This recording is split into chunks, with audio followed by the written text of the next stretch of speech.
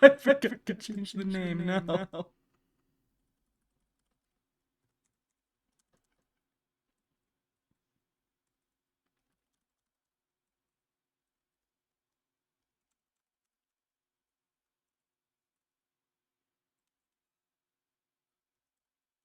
I need to do the comb thing. Okay. I need to set up my model. Whoopsies. He is a little silly and forgot to set up his model. Whoops. Silly me. I was doing it. I opened my phone so I can have chat on stream. Like on my phone, and that way I can just read it. I forgot I was doing a non-encrypt, so I just open it to non-encrypt. Alright, let's get the mic working. Yeah! There we go. Now you can hear your world's favorite yapper. Bacteria. Alrighty.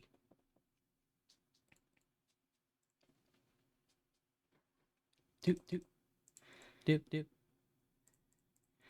There we go. Why am I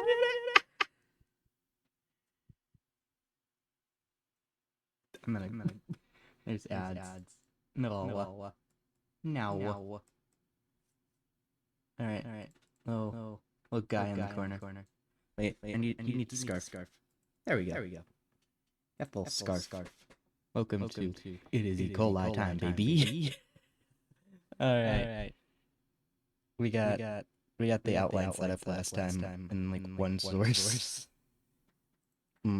Tasty. Delightful even. No. Okay, wait. NHS. Let me just make sure that this won't dox me. Second two, he has gotten in the habit of making sure shit won't dox him. I don't. Oh, we're not allowed. Never mind. Okay, what about the World Health Organization? I mean, that's not gonna dox me. Wow. E. coli outbreaks in Europe. I'm curious. What do you got going on here? Key facts. Escherichia coli is bacteria commonly found in the lower intestines of warm-blooded organisms.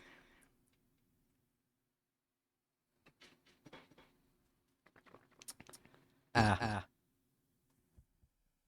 love my warm-blooded organism bacteria. It's fun. It's great. Sorry, I'm not yapping, I'm reading. Welcome to He is Productive, He Cannot Yap.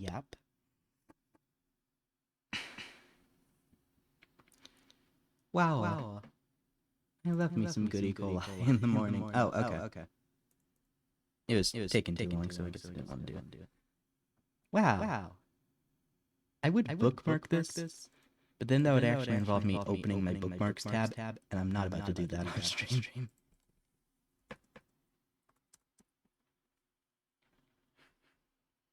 Hello, sibling of mine. Hello.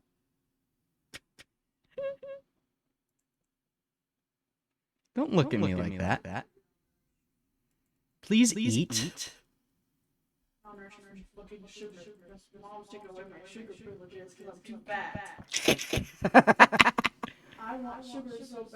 I shouldn't laugh at you, but it is a little bit funny. It's a little bit funny. Okay, including 6 kinds that cause diarrhea. So there's more.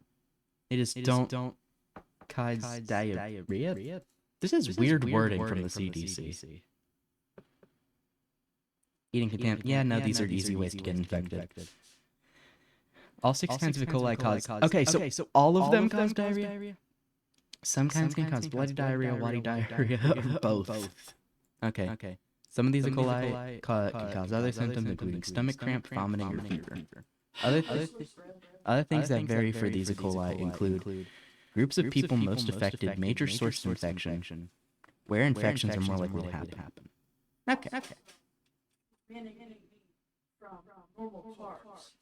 Normal carbs. The fuck does that mean? Like white bread type carbs. So you want me to eat wheat bread? The way you just put your little hands on your hips. I'm literally having a breakdown right now. Womp womp. You see, this would never happen if you had a more diverse palate. I'm literally having a breakdown right now. Ooh, your picky eaters. EPEC. EIC. International travelers. Time out. Why do they? Here they mention the specific age of the children. Sophia's diet pop. I hate diet pop. Too many chemicals. What? Well, no, you're not wrong. But also,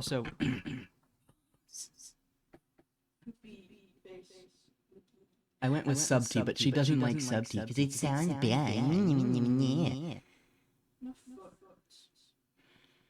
Sub tea can complain all she wants about the name I gave her. I think it's a nice. Because, would you rather me call you something else? Leading cause of traveler's diarrhea. Mucus is a.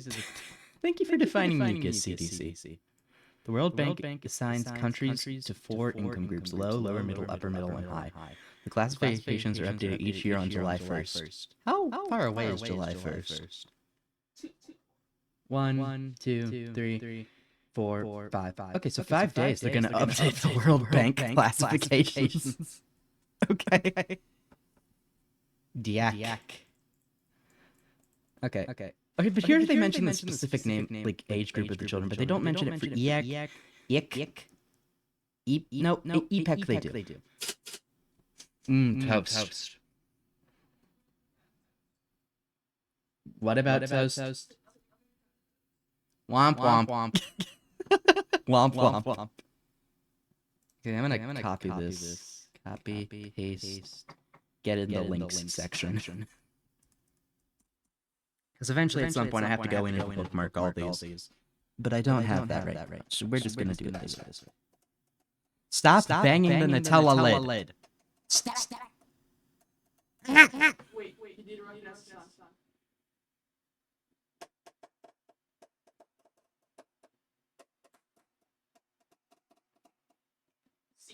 I hate you! Why would you do see that? You evil little creature! Don't you hee me!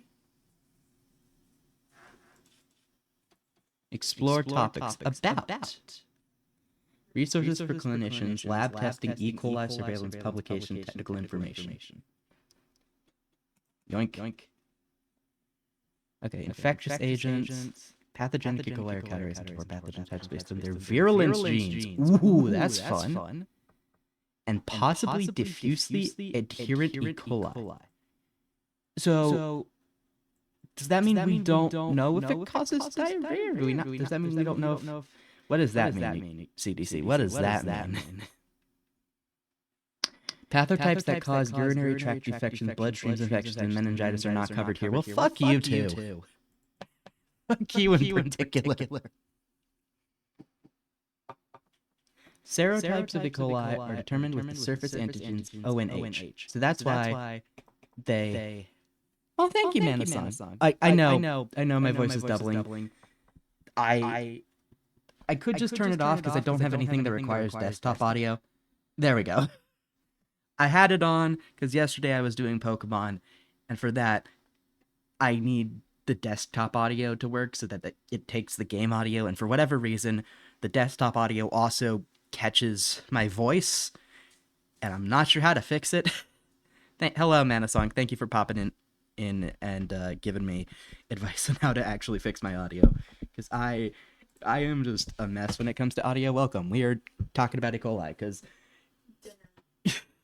girl dinner, and it's just an orange and bread. Because so in case you're new here, I do all about bacteria. It's a fun little series of streams I want to do where audio is confusing. Indeed, Manasong. So all about bacteria is a fun little series of stream I want to do where for every stream that I do in this series, we go in depth on a certain bacteria. So far we've done, I'm going to pop over to my actual Google Docs here for a minute because this is not going to dox me. You it's literally just like we did all about Bacillus anthracis earlier in the month. There's that. We did that. And then the next one's all about bacteria, Bacillus cereus, which is really easy and not that complicated.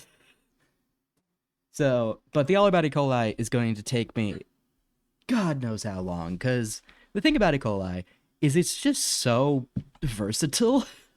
Like, the E. coli, like, infection section, I'm gonna bring this up again.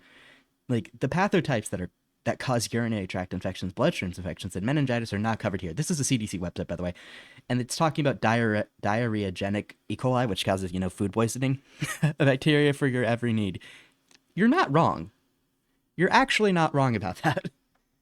So, like, E. coli infections, the discovery of E. coli, and then you got to talk about Shiga toxin producing E. coli, because that's its own bag of worms, and you've probably heard about one of these from specific E. coli types, not like E. coli outbreaks, because you hear a lot about this type of E. coli, because when there's an outbreak of it, it can get really bad, because this type of E. coli can cause hemolytic uremic syndrome, which is very bad in and of itself. And then you have known outbreaks, which this is going to be a pain in the ass, and I'm going to see if I can show you why using the CDC websites. Because they should have... What is this? What is this? Oh. Wait. Oh my god.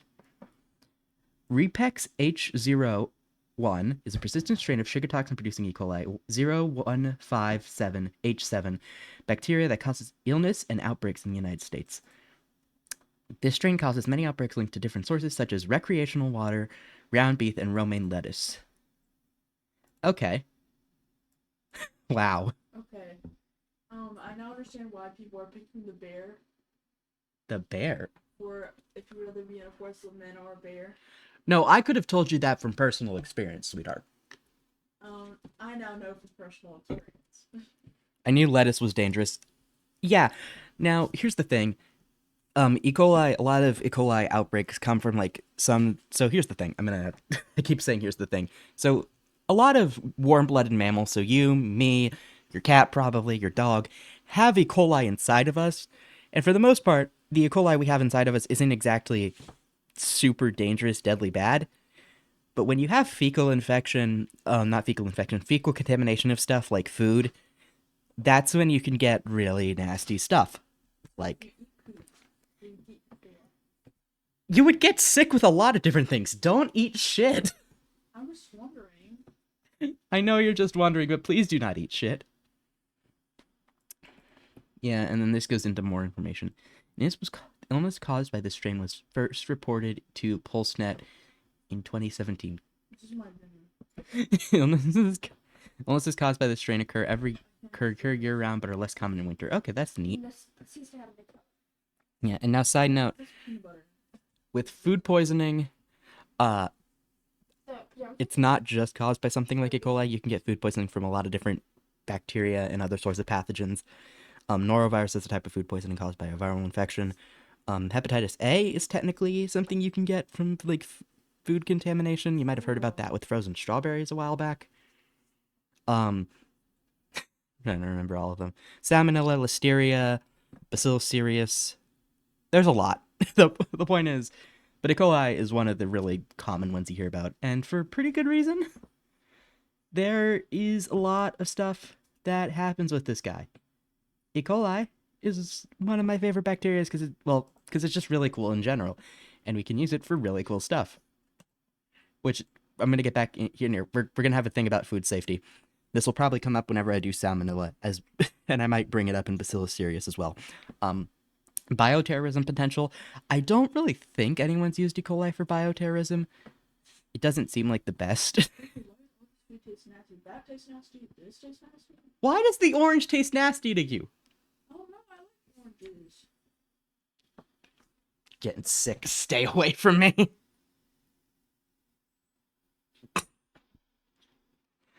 And then protein synthesis. Now this one is going to be fun. Because here's the thing. E. coli is really good at protein synthesis. And we use it in industrial settings for stuff like producing synthetic human hormones. One really prominent example is synthetic human insulin. Because aside from just being really easy to genetically modify E. coli, I've done it 5 times. 2 of those were unsuccessful, but that was not my fault. That was the fault because the fridge broke, and not the pathogen, the plasmid. Too many words start with P in microbiology. I'm just kind of realizing that too many words start with P in this field. I don't lose weight. The doctor said they'll take me to a nutritionist. That'd probably be good for you. Yeah, so E. coli can be used really nicely. Really nicely for protein synthesis. Yeah, protein synthesis. My god, words are hard. Hydration. It's really cool. You can do a lot of stuff with that. And you might be thinking, but wait, weren't you just talking about how E. coli is very much dangerous? Yes, now here's where I have to bring up this portion of this. Escherichia coli are gram-negative bacteria that live in gastrointestinal tracts. Now, this is important. Most strains do not cause illness. Keep that in mind. Yes, some strains do cause illness. A lot of bacteria are either opportunistic pathogens. Some of them are obligate pathogens. Now, if you wonder what the term obligate means, it basically means they can only ever be pathogenic if they come in contact with a living thing that is a a host organism. Sometimes that's a horse. That's not what I meant. But most of the time, a lot of pathogens are opportunistic pathogens, which means they're probably not going to kill you unless they see an opportunity to try. On God. You did not just say on God.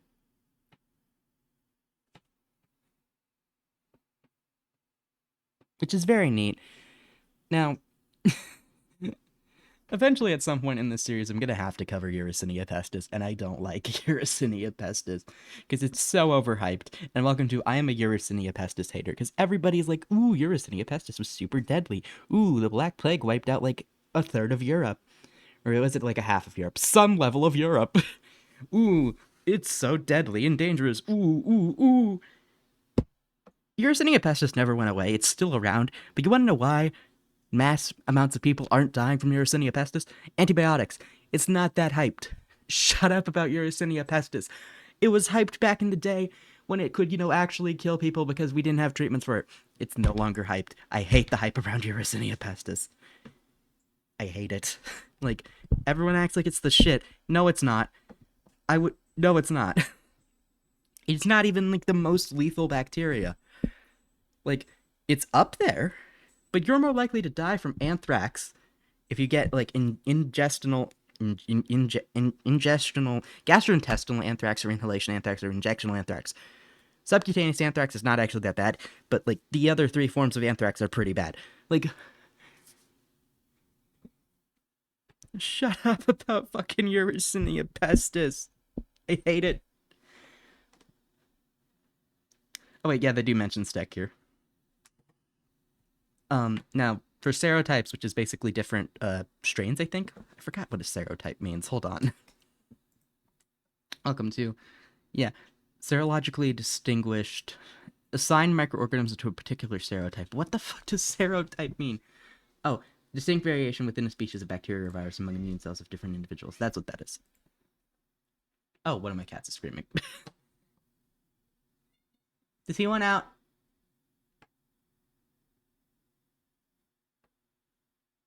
Okay. So, surface antigens, if you don't know what an antigen is, I'm gonna just quickly do this. Side note, I hate ELISAs. It's related to antigens. I fucking hate ELISAs. A toxin or foreign substance which induces immune response in a body, essentially the production of antibodies. Antibodies will stick to antigens. Antigens basically ignite that kind of response within antibodies. Eventually, at some point in the sister series all about bacteria, all about microbiology, I'm gonna have to cover ELISAs. I fucking hate ELISAs. PCR is supreme. I will die on my hill. If you don't know what an ELISA is, you ever have one of those at-home COVID tests, or if your parents have more than one of your, if you have siblings, like an at-home pregnancy test, you ever see one of those? Those are basically a smaller scale version of an ELISA. I fucking hate ELISAs. We'll talk about why whenever I do them. So food safety, the basics of food safety is there's a range of temperatures at which bacteria and other nasty nasties like to grow. And, food safety can be boiled down to don't cook your things to the proper internal temperature. If you have something frozen or needs that stay in a refrigerator, keep it at the proper, cold temperature.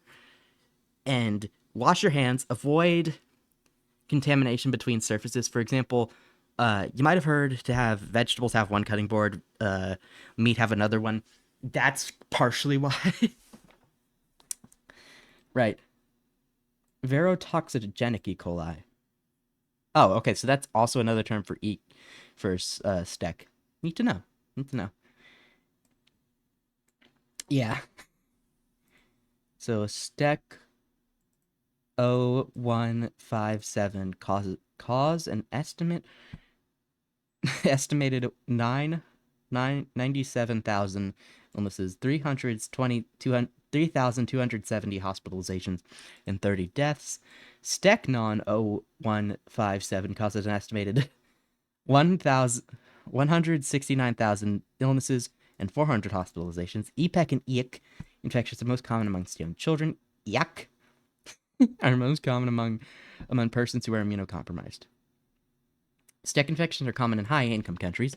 ETEC infections are common in low-income countries. EPEC and EIC infections are most common among young children in low-income countries. EAC are most common amongst persons who are immunocompromised, children, and international harvesters. I'm an international harvester. Do.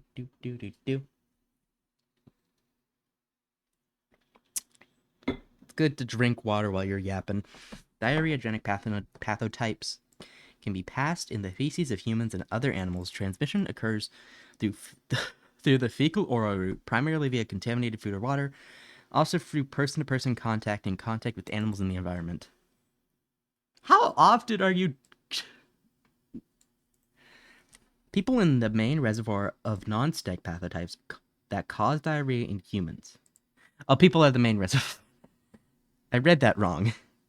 The intestinal tracts of animals, especially cattle and other ruminants, are primarily reservoirs of STEC. And then here's lab testing. So, look at this. The recommendations for diagnosis of STEC infections by clinical laboratories. I'm going to read this separately. So for the meantime, we're going over here. That way I don't, dox myself. Wait, is my model stop moving? Oh no! That was loud. No! My fucking model! Excuse me while I disintegrate. No! No!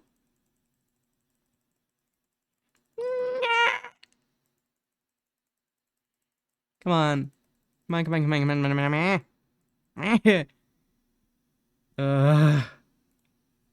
PNGTuber Plus, why do you hate me so? So I'm gonna pin you to my taskbar while I'm here. Why? What did I do to you? You know what that means? Return to quadruped. Because Unity has never fucked me over this way. Oh. What? Wow. I'm gonna just... Oh, it's shaking. I don't like that. Shake. No. Bouncy. Bouncy.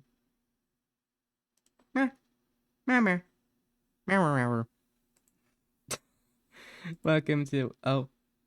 I gotta... Hold on. Window capture... Wait, yeah, it's window capture. Where is it? Oh no, it's spout. I forgot. I'm gonna cry. I'm fucking cry. Cause my shit broke. Great. Lovely. Recommendations with a diagnosis of infection. Oh, okay, so this wouldn't dox me. Apparently, it doesn't actually do what I thought it would do, which is download the PDF. Wow. I am so mad. Now, I wonder how it recommends diagnosis. Recommendations for identification of STEC by clinical laboratories. Procedures for collecting specimens of diagnostic testing. Okay. To prevent additional transmission of infection, certain persons, food service workers, and children who attend childcare facilities or adults who work in these facilities who receive a diagnosis of STEC infection might be required by the state law or specific facility to prove they are no longer shedding the bacteria after treatment before returning to this particular setting. Acceptable specimen for testing. Okay. The same specimen that is collected for Salmonella, Shigella, and Campylobacter testing is acceptable for STEC culture and Shiga toxin detection. Okay. Salmonella, Shigella, Campylobacter. Wow, I love my silly little guys. Okay. Oh, MacConkey auger. MacConkey. This is a fun auger, so I'm gonna show you what this looks like. It's cool. So basically, it's a type of special medium that we use to distinguish certain types of bacteria. You can see it here really well in this image. If it can ferment lactose into lactic acid, then the auger will turn pink. If it can't ferment lactose, it just exhibits this like tan or yellowish color. Yellowish color, I mean. Oh, so here's what that looks like on sorbitol MacConkey auger. You can see there's like, this side is pink, so we know it ferments lactose into lactic acid. This side is this tan color, so we know it doesn't do that. That's neat. That's why I fucking love it. It's pretty, but also it's really cool and it serves a purpose. Hello, cat.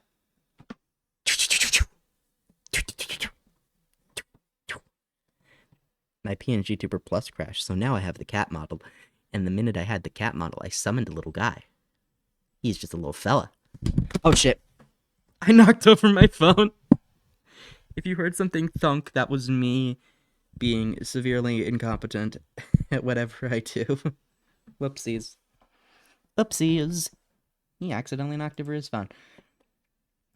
After incubation for that many hours, the plate should be examined for possible 0157 colonies, which are colorless on SMAC, which is sorbitol MacConkey auger, or CT SMAC on our mauve or pink on chrome auger. Yeah, so this is a fun type of auger. So the widest range of chromogenic media. So this makes things have different colors. And you'd see it here. Look at that. So pretty. I've never handled this type of media. I've only really handled LB. But it's so pretty. Look at that. You can make like look at that. That's art made using this chroma auger, which is really cool. If I ever make it with streaming to the point where I have like a shit ton of disposable income, you know what I'm gonna do? I'm gonna get an incubator. I'm gonna get myself like a proper lab setup, and we're gonna just draw on chrome auger, or like draw on different auger plates with different like bacteria and stuff. It'd be so fun. Hello, Fred. Hello. Dehydrated culture media. Candida plus, Lin-R, Serrata, Mycoplasma, Pastorella. What does this do? Okay. Pastorella. Please use these references when consulting your local distributor. That's pretty. Look how pretty that is.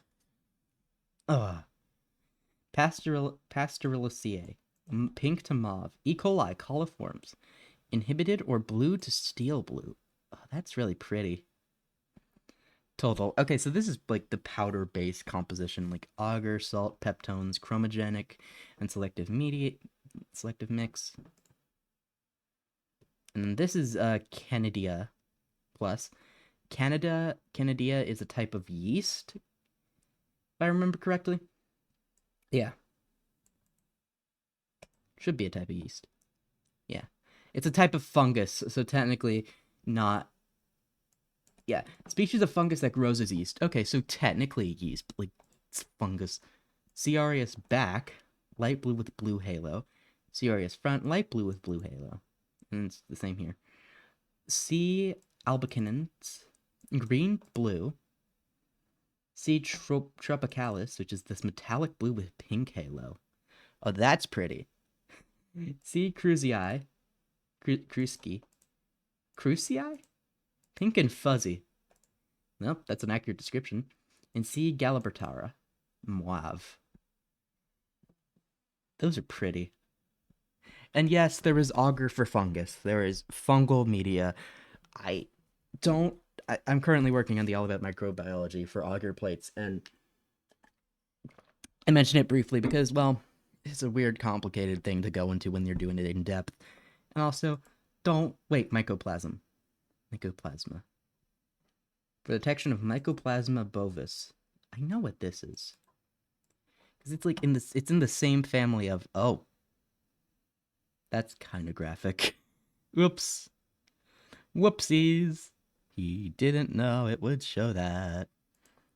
So this is part of the genus Mycoplasma, which also includes... Where is it? Should include. Unless I'm remembering wrong, because I guess No, I am remembering on. Mycoplasma is different from Mycobacterium. Mycobacterium. Yeah, Mycobacterium is a different genus. My bad.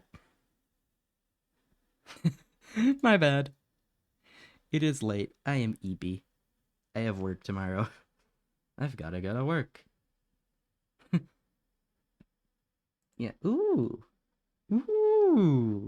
Model of Mycobacterium species cell envelope with 3D protein structures. Ooh, this is nice to look at. Hello, APOP! Hi! Hey, APOP! Welcome. Please do not eat my auger plates. We're doing research for all about bacteria on E. coli.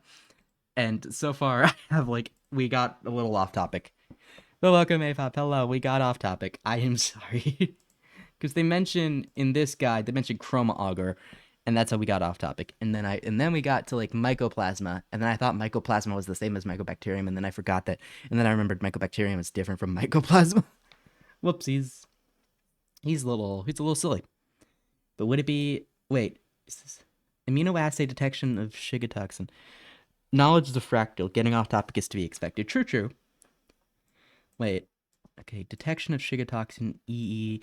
Okay, so this, I think, because it's mentioning specifically the detection of Shiga toxin genes, I think this would be PCR, is what they're doing here. Yeah. Yeah, it is PCR.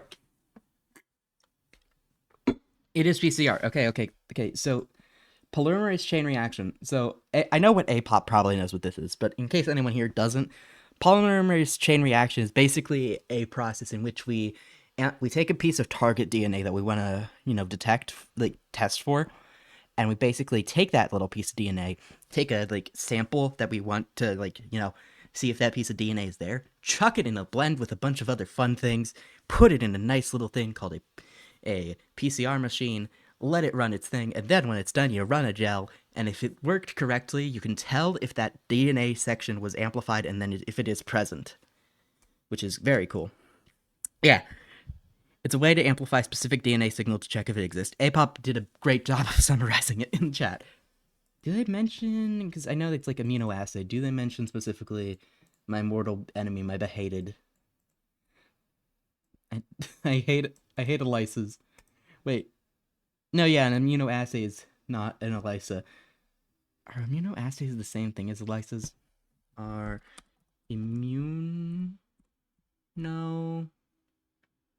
assays the same as an ELISA? I feel like they are.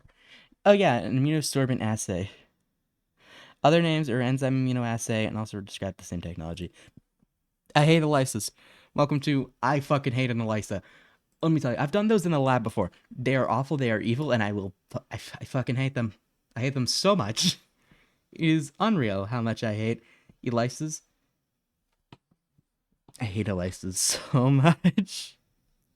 Because, like, the thing is with PCR, it's nice because you can, there's like a long window of like, before you have to actually like do it. Hate is a strong word, I know, but I hate it. Wait, Cincinnati, Ohio, the premier EHEC, Meridian Diagnostics, Cincinnati, Ohio.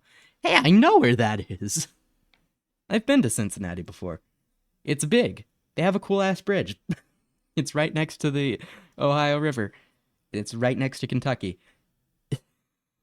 Welcome to, I know what this is.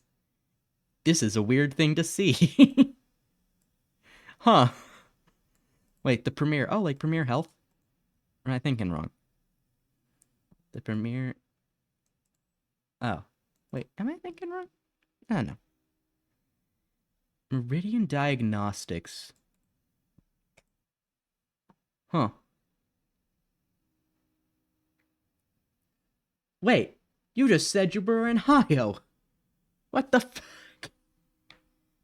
Wait, I'm not, like, Cincinnati, Ohio, but then, like, it's over here. It says Indianapolis, Indiana. What? Very friendly staff. Checking my ears, nose, and throats. Wow. Okay, but, like, wait. What? Confusion. Confusion over a weird mention of Ohio. Merck, Germany. I don't know where Merck goes. Lateral flow immunoassay. Both Immunocard Stat Heck and Tune. They might have HQ in Indy, but some operations in Ohio. True. True. I know there's another company in Ohio that's the same, where they're based in Ohio, but they have operations in different states. I'm not going to mention the specific company, because that might give away a little too much about where I live, and that makes me uncomfortable. Like, it is a cool company, and I've applied there for jobs before, and they're big in my area for, like, health-related stuff. More specifically, like, blood and tissue. Indy is convenient. It's basically the epicenter of continental logistics. Huh. Neat. I associate Ohio with like one of two things. Either you are in a specific part of Ohio, like around Dayton, for military reasons, because we have Wright Pat in Ohio, and Wright Pat's over like around Dayton, and it's one of the it's a really big like thing. So a lot of like, if you come here for military reasons, you're probably going to Wright Pat, or you're coming here because we have a shit ton of jobs. We have like Procter and Gamble here. What's another thing? We got like a lot of health related stuff. Columbus has a shit ton of things. There's a lot of job opportunities in Ohio. It's weird. Like, as someone who lives here, it is weird. Like,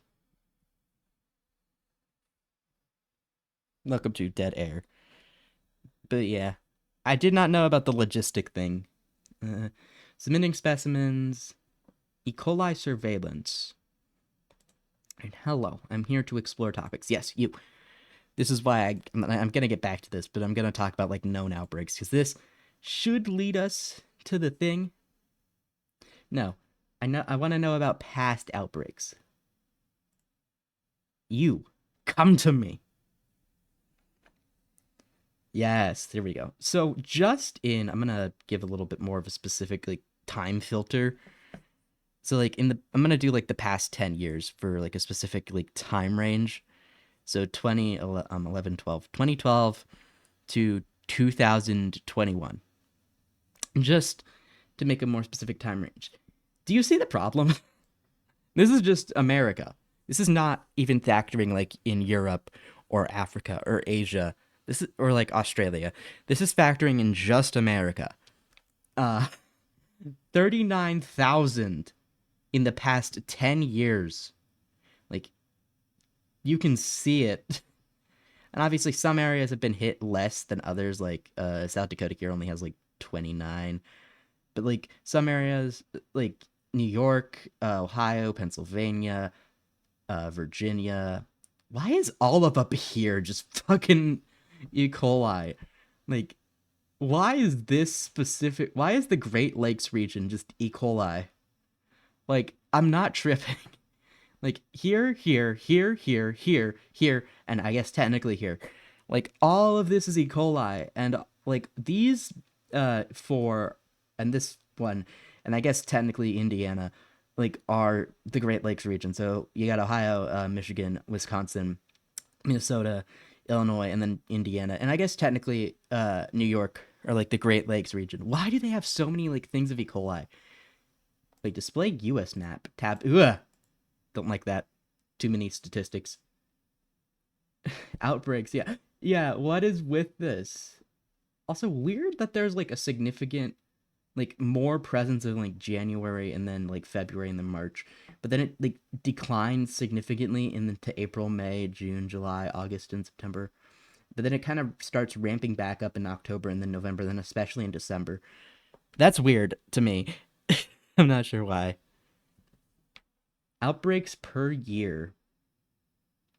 Huh. 2021 seems to have, like, the least outbreaks, but, like, 2019 had the most counted? Which is weird. Wait, is that person to person in the green? Oh, yeah, it was. So, like, just foodborne outbreaks, to give you an idea. If you do the math, 700 plus 800 plus 800 plus 800, like, if you take out, the, like, other stuff, animal contact, waterborne, person to person, indeterminate / unknown, that's still 8,000 outbreaks for just from foodborne illness, of E. coli. Which it, I'm like, no, I promise a burnt buck, you're not getting traumatized again. I'm sorry. We're talking about E. coli. So, maybe if you don't particularly enjoy bacteria, but probably not again. I swear, we're not going to talk about kitty war crimes again. We're not going to talk about Eustace. We're going to talk about bacteria. My beloved. Mwah. Chef's kiss. I love me a good bacteria. Like, waterborne, there's like 1,000 in the past 10 years. If I turn it off completely, the map is white. Wow, we solved E. coli, chat. Look, it's gone. Animal contact is only like 511 outbreaks. Wow, that was easy. Yeah. Why is Ohio and Minnesota so bright with this one? Like, damn. Well, no, I take it back. Agriculture is why they're probably that bright. Environmental. Environmental is okay.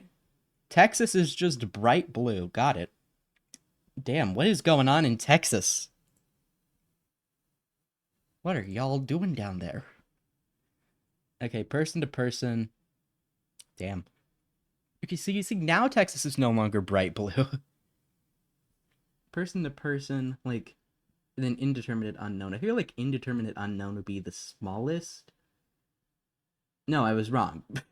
Damn, why is Texas and then fucking Oregon, of all places? What is... I keep looking at my state and sweating. No, don't worry. Rest assured, there are much worse things that happen in other states. Don't worry. Where's my map? Now let's re-enable everything. Wow. Oh, big stretch. There is a kitty cat next to me. He is a friend. He's a silly little guy. He's a little freak, and I love him for that. Are you my little freak? You my little freak, dude? So this part is gonna suck. Because, like, no, not that part. Wrong part. Like, known outbreaks. Ignore the bioterrorism potential. We don't talk about it. Known outbreaks is gonna suck because that's not... Where is it? There we go. Just in the United States alone, in the past 10 years, how not to die. Well, it's an accurate descriptor. Because, listen, do you know how many things you can get sick with if you don't practice proper food safety? The answer is a lot, but I'm going to tell you some specific examples. Salmonella, Listeria, E. coli, I almost said the wrong thing, Bacillus cereus, norovirus, hepatitis A, and that's just like 6 off the top of my head. So, if you don't practice proper food safety, you will get fucked. So, practice proper food safety. I'm warning you. This is not a threat. This is a warning. A very sternly worded warning, but a warning nonetheless. But yeah, in the past 10 years, just in the United States alone, there have been... You good, dude? What are you staring at? Buddy. Fred. There have been 39,000 outbreaks. Like, over 39,000 outbreaks just in the United States. So this isn't factoring in Europe, Africa, Asia, Australia. This is just the United States. This isn't even factoring in Canada or Mexico. I miss South America. How the fuck did I miss South America? It's right down below us.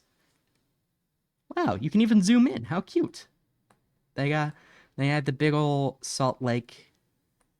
Thank you, Apop. I will check my posture and drink water.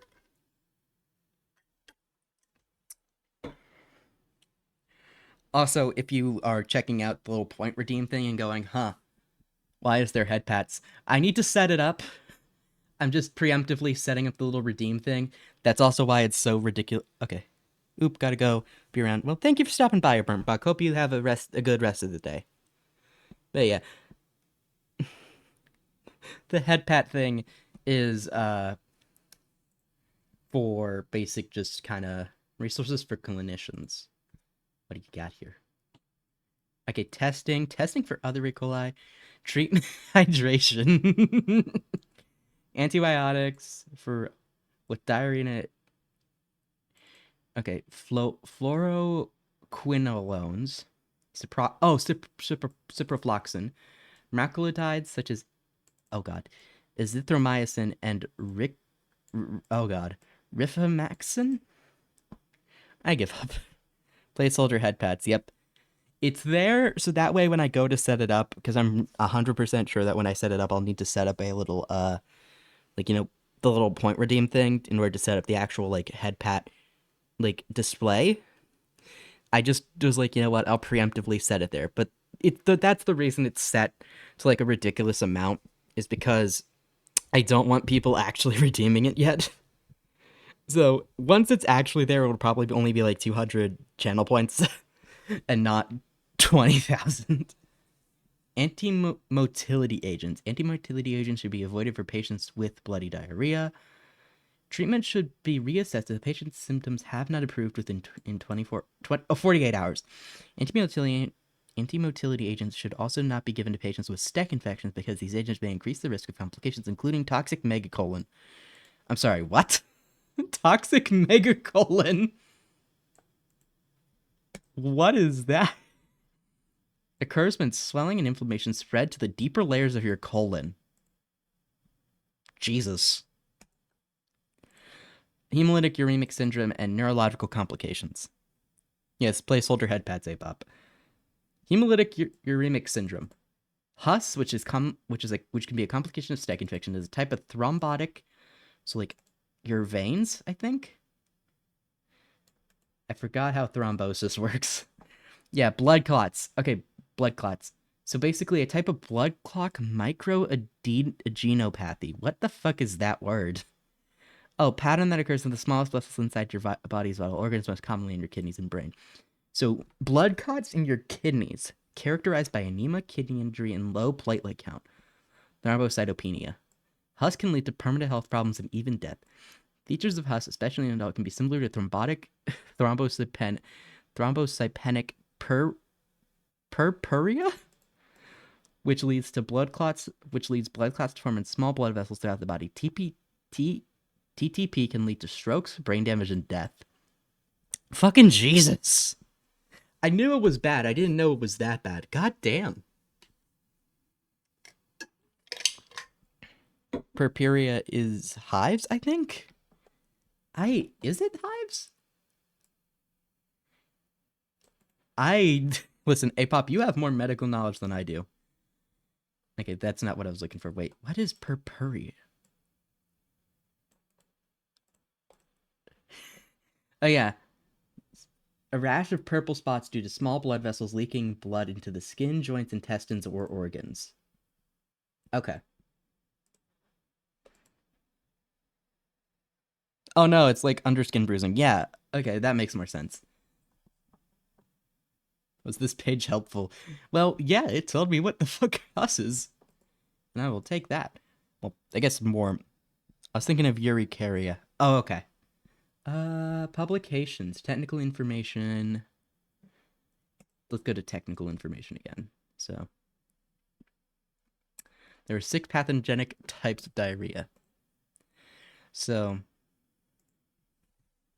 there are 6. Oh no, that's not 6. Oh no. Oops. That is not the right word at all. That does not have an E in it. Why? I put an E because I was thinking of E. coli. Oh no. Oh no. Silly, no. Not that kind of stream. No, not indeed. Do not do that to the car. The car is here to have fun and vibe. There are 6 types of, I'm gonna say foodborne, because technically, well, no, I could just say like food poisoning forms of E. coli. Well, 6 types of E. coli food poisoning. Because that's less technical than trying to say like diarrheagenic and then having to provide like a definition. Because like, then you have to explain what diarrheagenic is, and that could involve words that are probably confusing. So it's just easier to say E. coli food poisoning, because everyone knows that food poisoning either causes vomiting or diarrhea, for the most part, at the bare minimum of what it does. So it's a lot easier to just do it that way. E. coli can also cause, that's not how you spell cause, cause UTIs and blood infections. I'm gonna open like a second tab of this. Open, no wait, no, I don't want to close multiple tabs. Duplicate tab, that's what I need. That way I can search up bloodborne E. coli. Why are you sitting upright, dude? What are you staring at, son? Coli bacteria that can cause hemolytic uremic syndrome. Oh, this is the British version. That's how. Oh god. Make a toxin. It is called Shigattox. No, I want the bloodborne infection. Bloodstream infections. Thank you, NHI. Now is this a full paper? Yeah. Let's go! I love when papers are full. What are you doing, dude?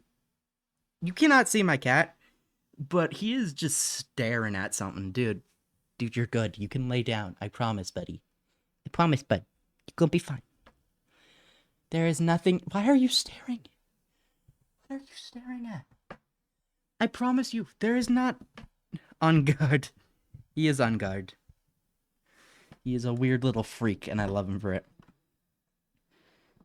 XPEC. Extraintestinal. Okay, so outside. Wait. Yeah. Extraintestinal. I'm trying to.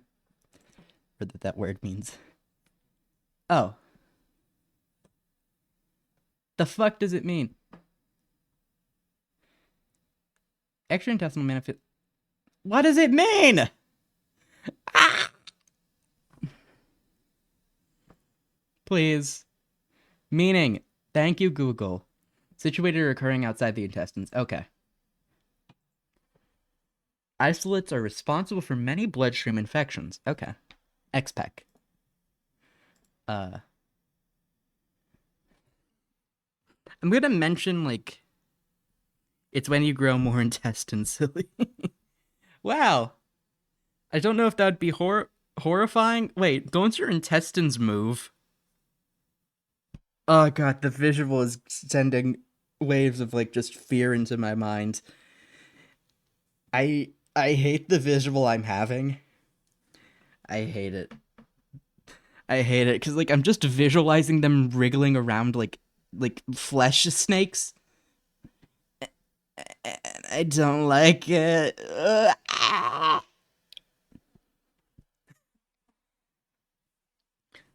The 6 forms of E. coli food. I know technically the term is like diarrhegenic. I like listen. You try explaining what diarrheogenic means to someone who doesn't understand what diarrheogenic means. The whole point of the All About Bacteria streams is to be as accessible to as many people as possible. So I'm just going with food poisoning, because more people are gonna know what food poisoning is without me having to explain what food poisoning is, than if I say diarrheogenic. And also, that would have to define diarrheogenic. How long have I been streaming for? Alright, I've been streaming for like an hour. I'm gonna give you guys some music real quick, and then I'm gonna go to the bathroom, because I gotta go pee. YouTube.com. What are you doing? Silly cat. I'll also get more water while I'm gone. Nah.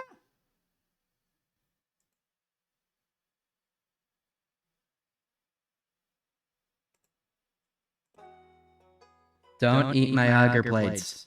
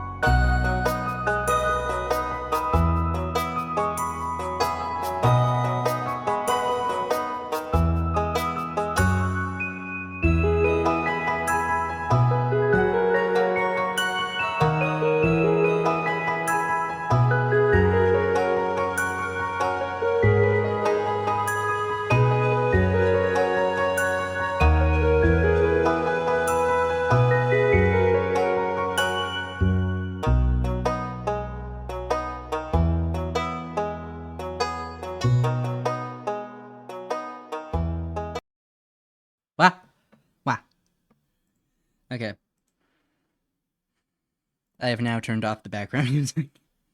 Because we're back. It's research time. I got myself some water. No! Do not eat my aga! What was that? What was that accent? The 6 forms of E. coli food... of E. coli food poisoning... Well, no, that's worded poorly. The 6 form of E. coli that are responsible for food poisoning... Well, now... Should I say the strains of E. coli that are responsible for food poisoning are grouped as follows? The strains of E. coli that cause food poisoning are grouped as follows. And then I'm just gonna copy and paste. A little unethical, I will say. But, like, not really. It's not really that unethical. It's a little weird. But, like, there's much more unethical things you can do in science. I think this is EPEC, if I remember right. EPEC. Yeah. I think it's EPEC. Yeah! I'm gonna try and remember the abbreviations without, like, just straight up copying them. This is ETech. Wait, why is it at the bottom? What? What in tarnation? No, I fucked up my shit. He fucking shit up. How dare he? Yeah, that's ETIC. Entero-invasive. And then sugar toxin producing E. coli is one really easy one to remember. Why does it keep auto doing that? I don't like that. Yuck. Sugar... Is there a, like, colon between that? No. Toxin producing. There's a colon. Toxin producing E. coli. Which is steak. I love me some good steak in the morning. It's a tasty little snack. Oh, you mean steak, not steak. Do not eat the bacteria. You will get sick. That is bad. Sickness is not fun. No, wait, we already did that. Enteroaggrative, which is... It's so fun to say it like that. I'm just a little guy. I'm having fun. Which is yuck. Yuck. If I can spell. And... Oh, why did I hit caps locks? Nawa. Diffusely adherent E. coli. Is that actually a form of diarrheal E. coli? Will you stop tearing at the carpet? Oh, hey, HeLa cells. I'm gonna do an all about bacteria on that. Now, technically, HeLa cells aren't just specifically bacteria. I don't know if that's gonna show my college. Let me check. That's not gonna do that. Because I know it's a LinkSpringer, and I haven't had issues with LinkSpringer doing that before. I just don't want to test it today. I like living. And the thing is, you can kind of stop living if people find out. Okay, so that's not technically showing my college, but it does show something specific, so I'm going to check that doesn't... Oh. Ohio Library and Information Network is a consortium of Ohio's colleges and university libraries and the State Library of Ohio. Okay, so it's not going to dox me. It's just a specific thing Ohio does. It's like, that's for all of, like, Ohio's college and university libraries, plus, like, the State Library of Ohio. So that's not... like, that's just not gonna dox me. Okay, good to know, good to know. Good to know. Important to know.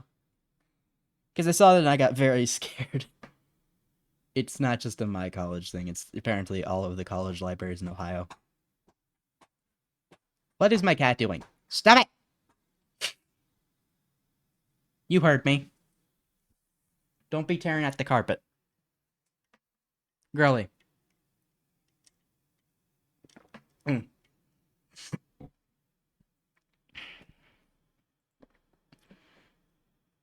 Alright, diffusely inherent E. coli strains isolated from adults and children constitute two different populations.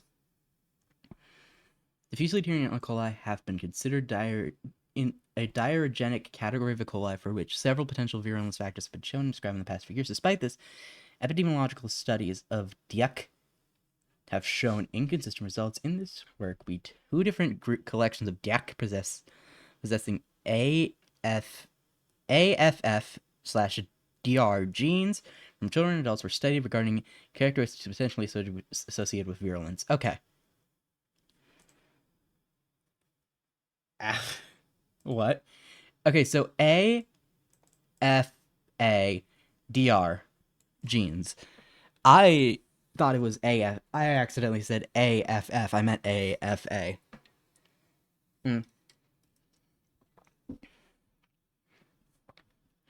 Love me some good water. Huh. Mixed biofilm involving DIAC and Ceterobacteria furundi strains have shown an improved ability to form biofilms in relation to the monocultures. Okay. Jaffa Cakes adhesion.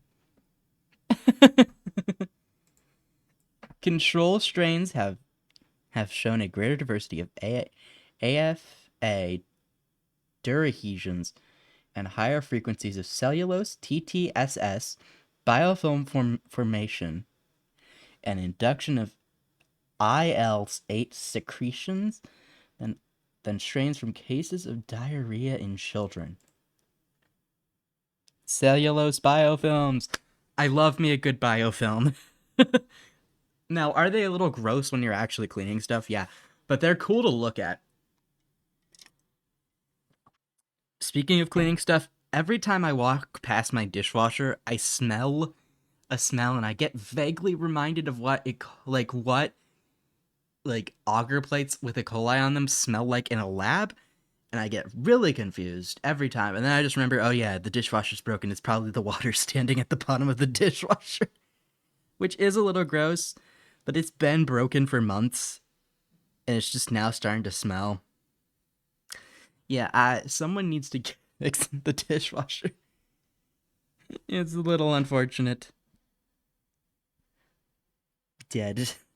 I don't think the E. coli or whatever is growing in my broken dishwasher will kill me. Like, what are the odds that it kills me, chat? Very little. The E. coli won't kill me. Welcome to I am a little bit arrogant. It's fine. Not arrogant. What's it called? Whatever it is called. Okay. Oh wait, it's diffusely? Oh god, if I could spell, that would be a wonderful trait to have. Here's the thing, I don't have anything that prevents me from being able to spell. I just suck ass at spelling. Adherent E. coli. I know how to spell E. coli. Which is probably my only saving grace. Oh wait, there's not a D in that. Silly little guy. It's a little guy. I am just a silly little fella. I exist. I cause problems. I drink water. We're good. Hey, at least this time we're making progress. E. coli is a gram-negative bacteria. Lovely general information. I think it's like the, what's it called? Not gold line standard, but, okay. Is E. coli is E. coli is E. coli a model organism? The unexhausted potential of E. coli. Well, that's got a name to it. Facultatively anaerobic, rod-shaped, coliform bacteria. What? What does that mean?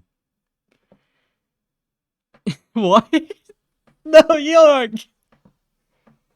Coliform bacteria are defined as either motile or non-motile gram-negative non-spore-forming bacilli that possess B galactosase to produce acids and gases under their optimal growth temperature of... Okay, thank you, Wikipedia. Thank you. What is going on in New York? How long ago was this? New York. When did this happen? Coliform bacteria in drinking water supplies. They also are found in plant and soil material. Water pollution caused by fecal contamination is a serious problem with the potential of contracting diseases from pathogens to disease-causing... There should be like a, what's it called? The little dash between that, because disease-causing is one word, is not grammatically correct, I'm pretty sure. Organisms. Frequently, concentrations of pathogens from fecal contamination are small, and the number of different possible pathogens is large. As a result, it is not practical to test for pathogens in every water sample collected. Instead, the presence of pathogens is determined with indirect evidence by testing for an indicator organism such as the coliform bacteria. Coliforms come from the sample sources as pathogenic organisms. Coliforms are relatively easy to identify and usually present in large numbers more than dangerous pathogens and respond to the environment, wastewater treatment, and water similarly to many pathogens. As a result, testing for coliform bacteria can be a reasonable indicator of whether pathogenic bacteria are present. Okay. So this is just explaining what the fuck that testing looks like and stuff. Good to know. Okay, so that's interesting. Is E. coli a model organism? That's what I need to know. Why is Listeria trending? Hold on. I'm gonna look at that in case it's like just a trending in my area thing. Why is it trending? Oh, it's the bacilli class. That's neat. That's neat. That's neat. Why is Listeria trending? What did it do? What's going on? Oh. Oh. God. Whoopsies. This is not E. coli, but remember how I said E. coli is not the only thing? Listerine. So remember how I said E. coli is not the only type of foodborne illness? Well, it causes foodborne illness, but it's not the only thing that causes foodborne illness. Here's a great example. So apparently, there's a lot of ice cream products being recalled for listeria risk. So you can see it from numerous news sources. We have US Today, we have NPR, ABC News, CNN, Washington Post. Okay, I don't think. Wait, there's smoked salmon sold at Kroger and Payless supermarket recalled over listeria risk. Okay, I want to know more about that as well. So, but yeah, that's why it's trending, because apparently a lot of different ice cream products, as well as I guess smoked salmon at Kroger's and Payless supermarkets in like 15 different states. Apparently Listeria is just having a fun ball of a time. I'm kind of curious. I feel smoked salmon gets recalled a lot. Yeah. I don't actually know, because as much as I enjoy fish, I don't buy fish on a regular basis, because unfortunately, your boy doesn't have a lot of money. I do not come from wealth. And unfortunately, fish is expensive, which is kind of sucks, because I like fish. But yeah, welcome, Logger Snap. We are supposed to be covering E. coli, but we got sidetracked because I saw that Listeria was trending. Well, I was looking at E. coli, because it's like E. coli people also search for, and then Listeria is listed as trending. And so, in case you just came in and you're wondering why Listeria is trending, apparently a lot of ice cream products have been recalled, like over 80. Here, let's look at the, let me make sure the NPR article won't dox me, because I don't know what NPR does, and I don't know if it's gonna do that. I don't think it would. I'm just taking my precautions, because I enjoy living. Yeah, so this is not related to E. coli. This is adjacent enough, though, that I feel like we can talk about it. So, more than 60 ice cream products recalled over possible Listeria contamination. This is really recent. This is like today news. As millions of Americans try to cool down during the record summer heat, a Maryland-based food manufacturer is recalling multiple brands of ice cream products sold nationwide that may have been contaminated with Listeria, a potentially fatal bacteria. So, this is also a good time to mention that there are a lot of E. coli outbreaks, but you should always be aware of like different types of food-based like contamination. E. coli is not the only thing that can contaminate food. So, Listeria, Salmonella are the other two major ones that get talked about a lot. It's stuff like norovirus, hepatitis A. You might have heard that if you, because like a couple months ago, or maybe it was a year ago, some point recently in the past, there was a major recall of frozen strawberries over hepatitis A contamination. But yeah, so apparently there is a large recall of different ice cream things. The list of more than 60 effective products, such as Totally Cool Inc., made by Totally Cool Inc. of Owings Mills, MD, includes such brands as Hershey's Friendlies, Chipwich, and Jenny's, pints of ice cream and sorbet, as well as ice cream cakes, sandwiches, cones, and more are potentially tainted. The FDA said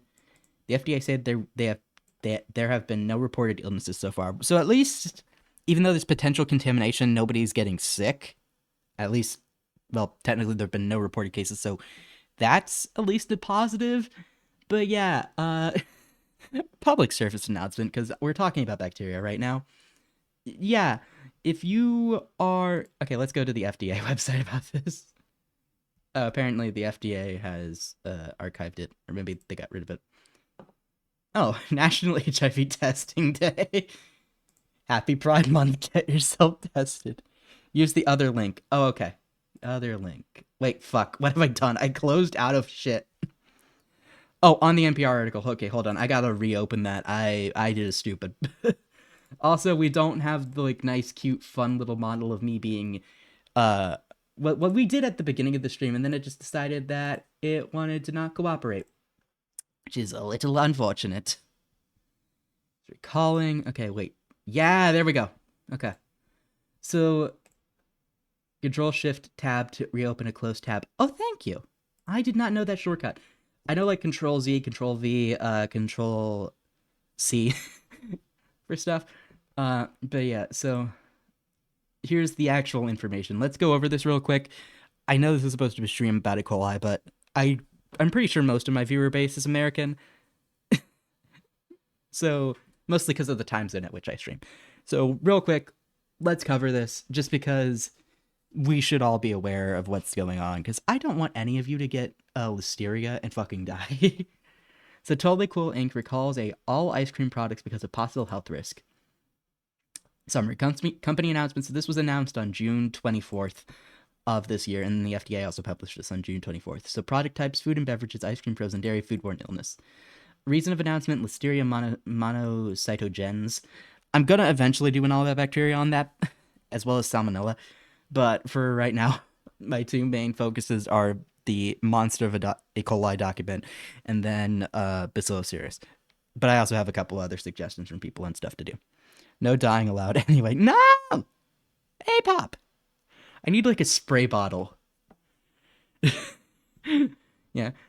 So Totally Cool of Owings Mills, Maryland is recalling multiple brands of ice cream products because they have potential to be contaminated with Listeria monocytogenes, an organism which can cause serious and sometimes fatal infections in young children, frail or elderly people, and others with weakened immune systems. Even there, they still go on to mention that although healthy individuals may suffer only short-term symptoms such as high fever, severe headache, stiffness, nausea, abdominal pain, and diarrhea, Listeria infections can cause miscarriages and stillbirth among pregnant women. So yeah, even if you're not a pregnant person or a young child, I hope none of you are young children. I am not a good role model. None of you should be young children, frail or elderly, and then other weak, or if you aren't weak, don't have a weakened immune system, you can still like suffer some pretty nasty side effects, and with diarrhea and nausea. Well, not nausea, but like diarrhea that really can dehydrate you pretty fast. I've known some pregnant women that were not allowed to eat unheated deli meat because of Listeria risk. Yeah, Hello, Milo. Welcome to. We are supposed to be covering outbreak. Not outbreaks. We're supposed to be doing E. coli, but Listeria, and this is recent and relevant, so I'm gonna just quickly talk about this because I'm pretty sure most of my following base is based in the United States, and this is pretty recent and stuff, and so I think people should be aware. Products were distributed nationwide and available in retail locations and direct delivery. The products included in this recall include the products included in this recall is product can be identified by comparing date and plant information on product. Example photographs of impacted products provided below. No illnesses have been reported to date, but yeah, the reason you're not allowed because of Listeria risk is that it can cause miscarriages and stillbirths. Generally, if you're going to be consuming anything, because let's talk about food safety while we're here, you make sure that it's heated to the proper internal temperature and then held for however long it needs to be held. Note, sous videing is technically also a way to properly cook food, but you have to make sure it's held at the specific temperature for the correct duration of time. So if you're making food, make sure that you hold it at that temperature for the specific amount of time. It's why it's really good to have a meat thermometer if you're going to be doing something that requires a longer term cooking. Another good piece of advice is for stuff like hamburger or ground beef. Make sure you cook it until there's no pink left. That way you can be certain. Now a steak, I know some people like their steak raw. Just make sure that it's cooked to the proper internal temperature. Never consume raw egg, dairy, or honey. Raw honey can potentially cause risk of botulism, which is caused by... Oh, God. I forgot its name. No. Come back. It's caused by botulinum. Oh, God. What is the first part of that? Not Listeria botulinum. No. I'm trying to remember. But yeah, general food safety. We'll also be covering that when we get here. I'm going to mention it in the E. coli doc. Probably also might mention in the Bacillus serious notes. But there will be food safety mentioned. The Totally Cool Inc. has ceased the production and distribution of affected products due to the FDA sampling, which discovered presence of Listeria monocytogenes. That's the specific bacteria that causes Listeria infections. The company continues its investigation and is taking preventative actions. No other products by Totally Cool Inc. are impacted by this recall. Oh my God. Consumers who have recalled products in their possession are urged to return it to the place of purchase for a full refund. Consumers with questions may contact Totally Cool Inc. and the number and then regulatory@totallycoolinc.com between 8 a.m. and 4 p.m. Eastern, Monday through Friday, linked to a product table and images. So, brand Friendlies, and then Albine's Frozen Bakery, Hershey's, Cumberland, Takara, Taharka? I called it Takara, but that's not what it is. AMA Fruits products, Dulcezera, the Frozen Farmer products, Marco products, Jenny products, Yellow products, Chipwich, and then LaSalle. And those are just the general brands. You can find more specific information, such as the dates between, the plant code, and then the packaging example given on the FDA website. So just a quick warning, if you're in the United States and you've purchased any of these brands recently, you might want to check the packaging and make sure that it's not mentioned in this recall. Okay. With that out of the way, let's go back to my favorite second favorite. Sorry, E. coli, you're not my first favorite. Let's go back to E. coli. Because with the quick disclaimer out of the way of please keep yourself safe during these times, because I know it's summer, at least in the United States. It's really hot. A lot of people are buying ice cream. Just be careful. Let's talk about E. coli again. Hooray. Yippee.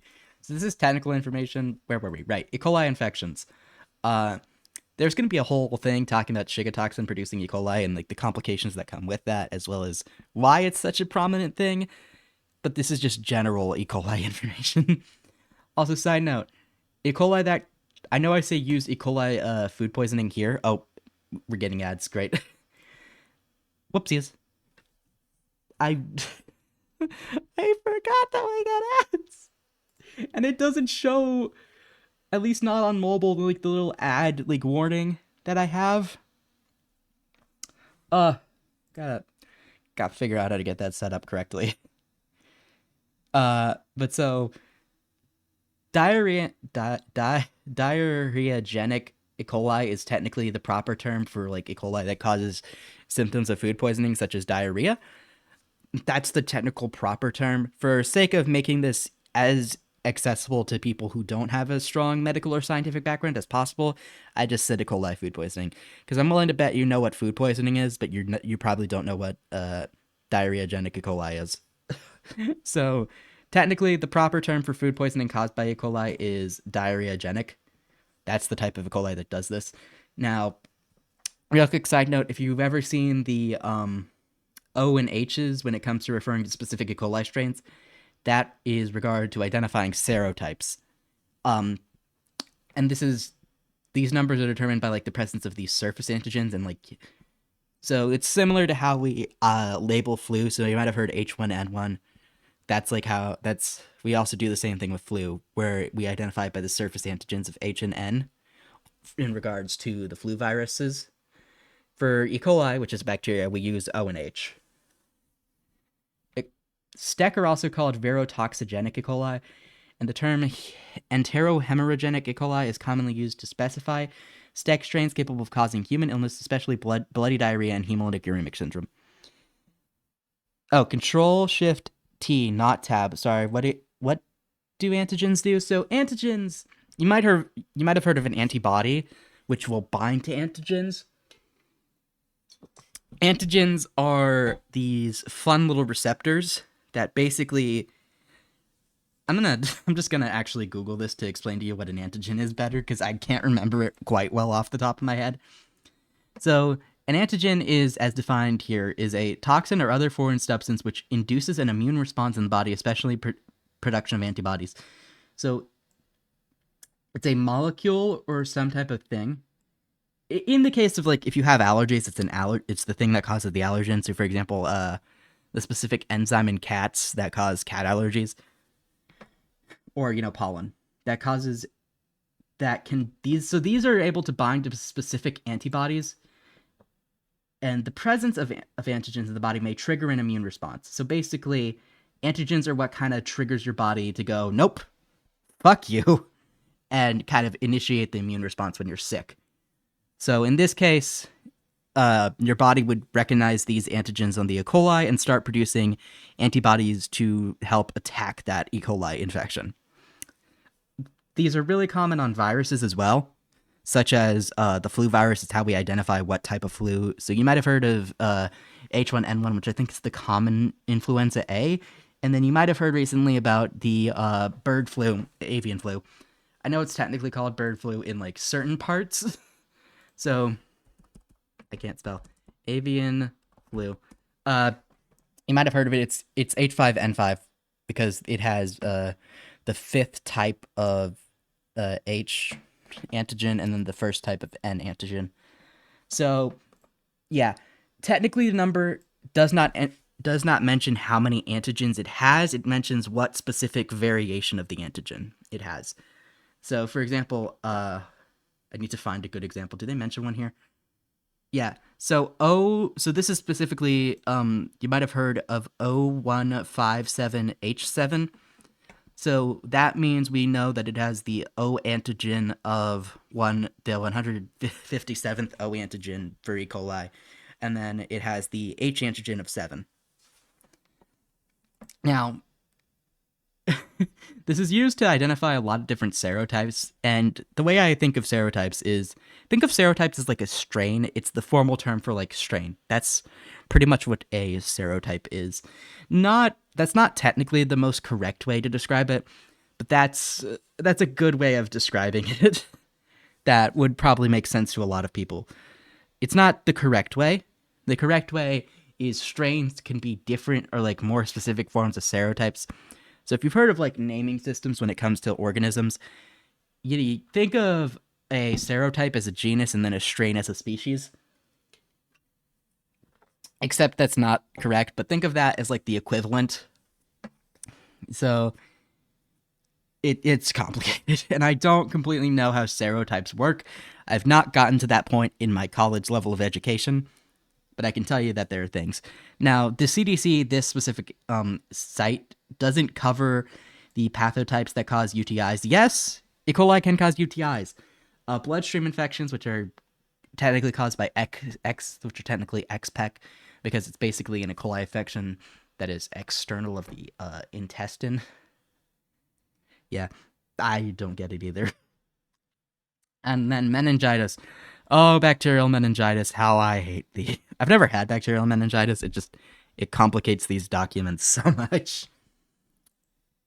Yeah. So clinical features: watery or bloody diarrhea with an abdominal cramps with or without fever and vomiting. Those are basically just the general symptoms of most E. coli infections. Sequelae. What does this mean? A condition which is which is the consequence of previous injury of disease. Okay, thank you, very hot lesbian woman. I will check my posture. I have checked my posture.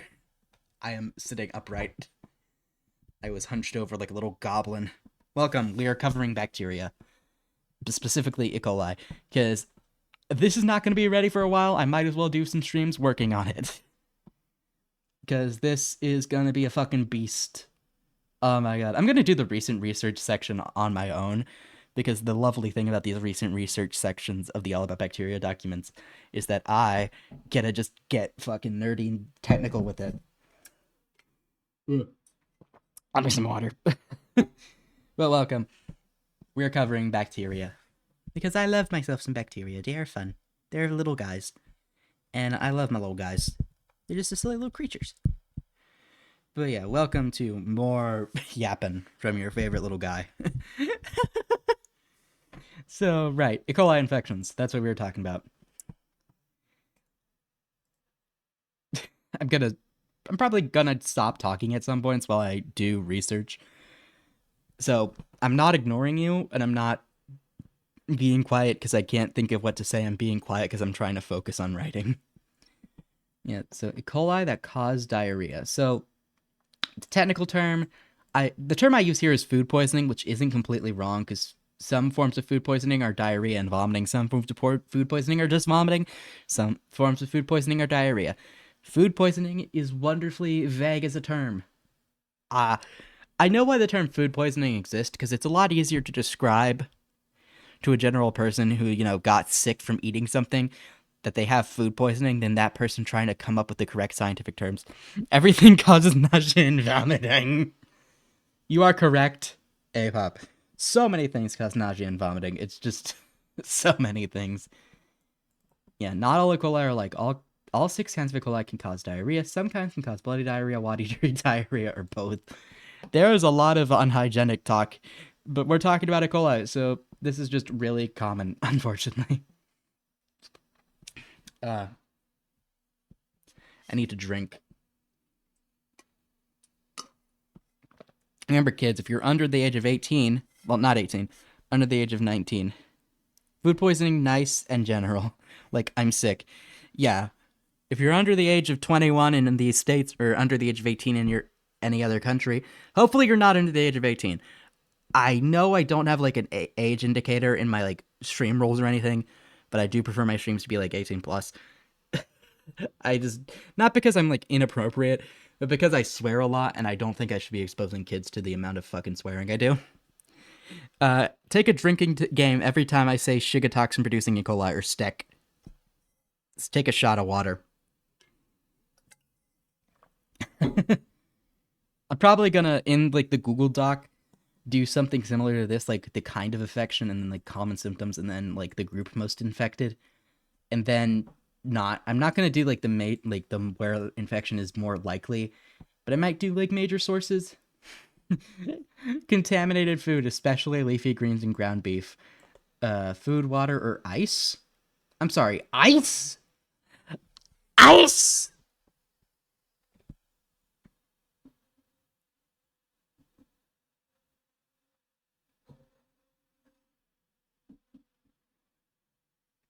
What? Oh wait, there's no more ice in my water. I was gonna gonna do a bit where I scream at the ice in my water, like, what do you mean you can cause E. coli infection? But there's no ice in my water because it melted.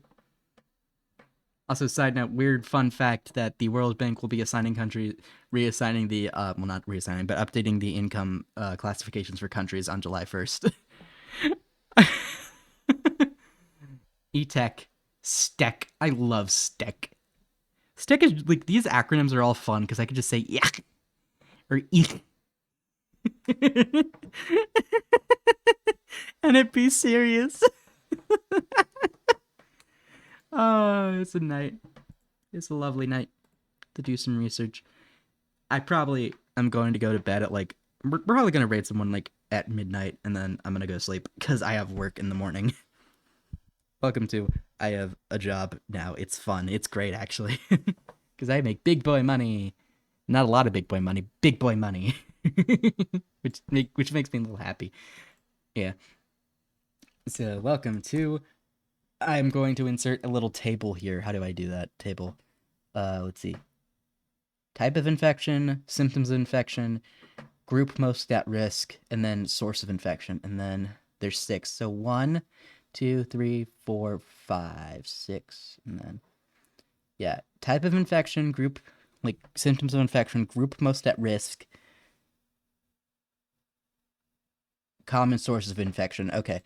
Yeah. Oh wait, I need another row. I'm so silly. I forgot that I have to like put what they're about. So like type, common symptoms. Wait, I should just put symptoms. Common is like just kind of pointless. Symptoms, group most at risk. And then common source of infection. There we go. And then I just need to center everything. Because if I don't, it's going to bother me. Because, like, I know the entire rest of the document isn't centered. But, like, it bothers me when it's a table and it's not centered. Because, like, this is fine. This is okay. Like, why is it all in 11 point? I'm sorry. I usually have my stuff in 12 point. And it bothers me. Paragraph style, normal text, update normal text to match. Yeah, there we go. Now everything's 12 point. I like that. So we got STEC.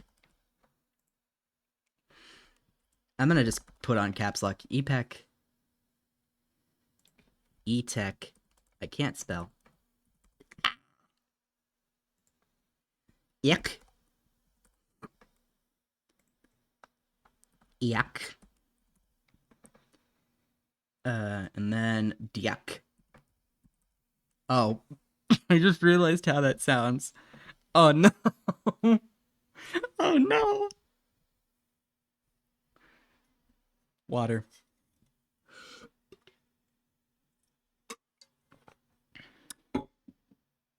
I love me some water. And then infections, and then group most at risk. Welcome to E. coli from the CDC. Not CDC. Yes, the CDC most definitely is called the World Health Organization. Good job, Basili. Yes, that is most definitely the CDC logo. Good job, Basili.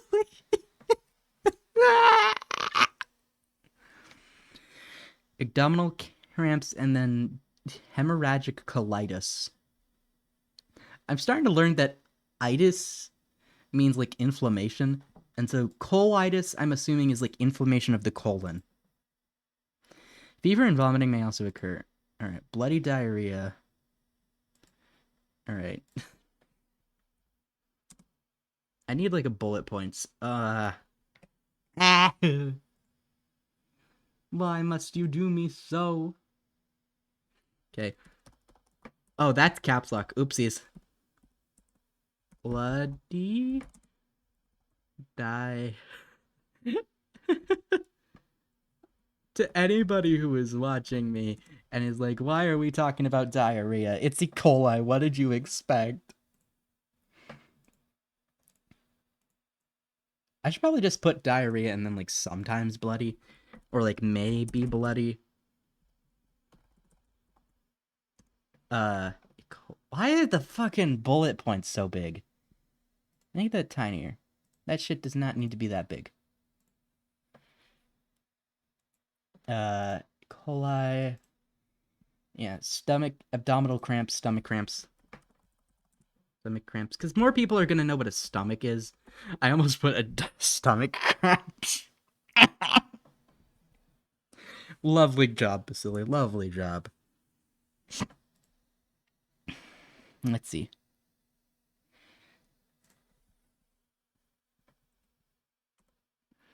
May also include... I can't spell. God damn it. Include... Where's the bullet points? Save me. Save me. Fever. And vomiting. Oh god, that's not how you spell vomiting. Why is it...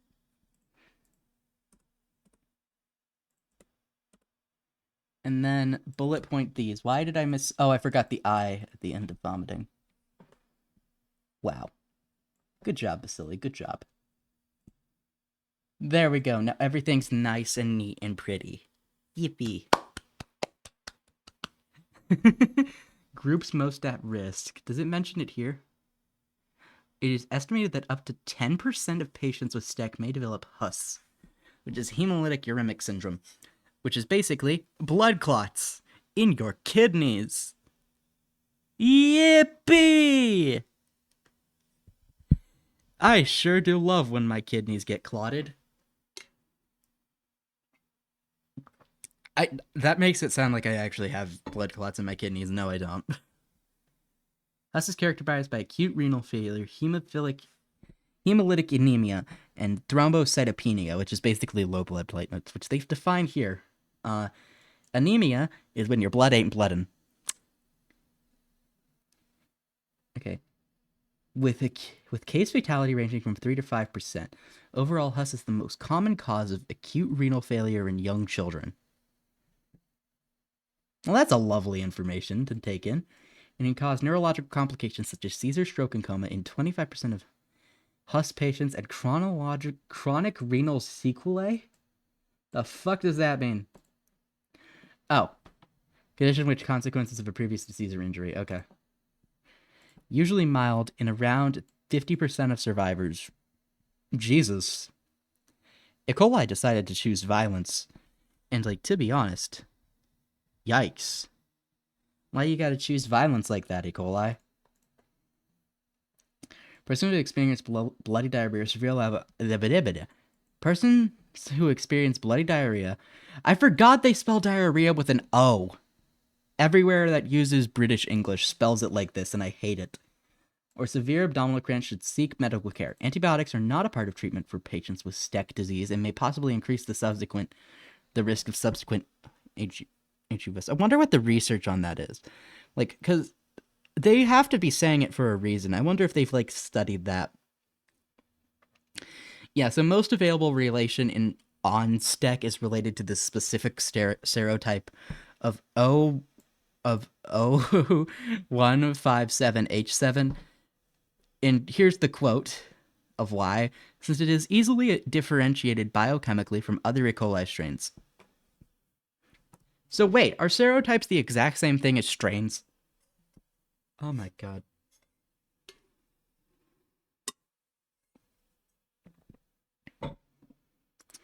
The reservoir of this pathogen appears to be mainly cattle. In addition, other ruminants such as sheep, goats, deer are considered significant reservoirs, while other mammals such as pigs, horses, rabbits, dogs, and cats and birds, such as chicken and turkeys, have been found infected. Nice. E. coli is transmitted through humans primarily through the consumption of contaminated foods such as raw and undercooked ground beef, ground meat products, and raw milk. Hey! I get to talk about raw milk again. If there's one thing you take away from my streams, other than some fun scientific knowledge, I'm gonna get real close to the mic, so headphone users, be warned. Listen to me. For the love of God, don't drink raw milk. Don't do it. You will get sick. You will die. Don't do it. I don't care if there are supposed health benefits. It's not worth it. Do you want to fucking die? Do you want to destroy your kidneys? Do you want all the infections under the sun? No? Then don't do it. Don't do it. Stromolites, I am begging you on my little tiny cat hands and knees. Don't do it. Please. Please, please, please, please, please. Do not. Say it with me now. Do not drink raw milk. Please. Public service announcement out of the way, and weird ASMR into the mic. Don't drink raw milk. Please, please, please, please, please, please. I don't have to explain to you why the potential health benefits, which, for the record, we cannot attribute to just raw milk, because a lot of the studies done that I've seen so far are looking at rural areas, and, in rural areas there also tends to be less pollution. So, it's potential that the respiratory benefits from supposedly raw milk can be attributed to the environment rather than just the milk itself. Now, just because you may get more sick from raw milk doesn't mean that it causes an increased risk of cancer. Apparently, that's a concern. There's no studies that reliably show an increased link between raw milk consumption and cancer. Now, there is a lot of evidence to show increased risk of infection from pathogens such as bacteria, pathogenic bacteria, and raw milk consumption. But raw milk itself won't give you cancer. I don't know where that came from.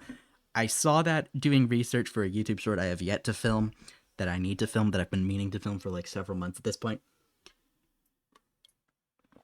And I have not filmed. Yeah.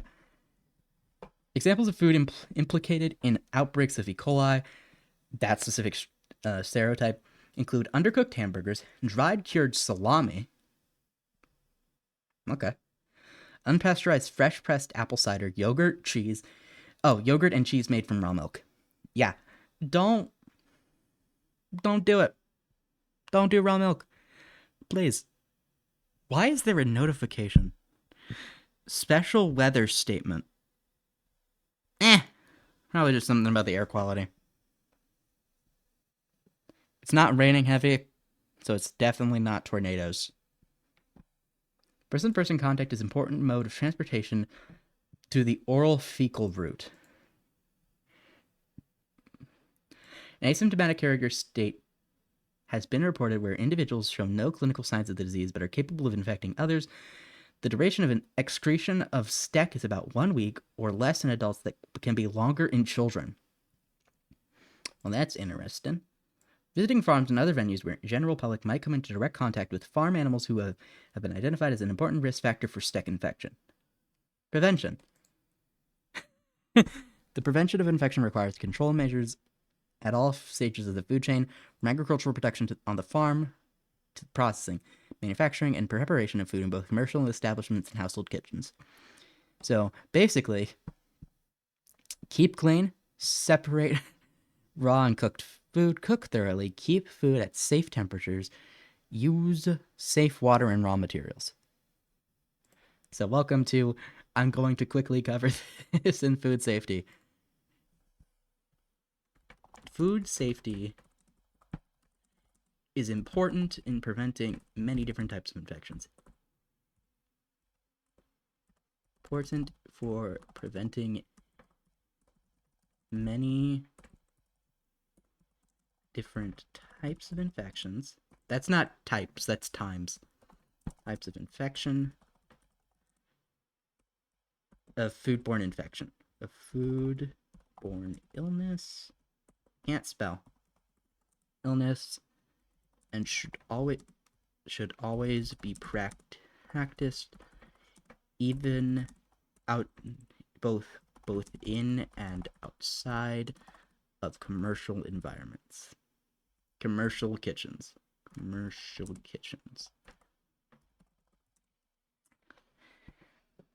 I'm going to include this food safety thing now I think about it in Bacillus cereus as well, because that's also a form of foodborne illness.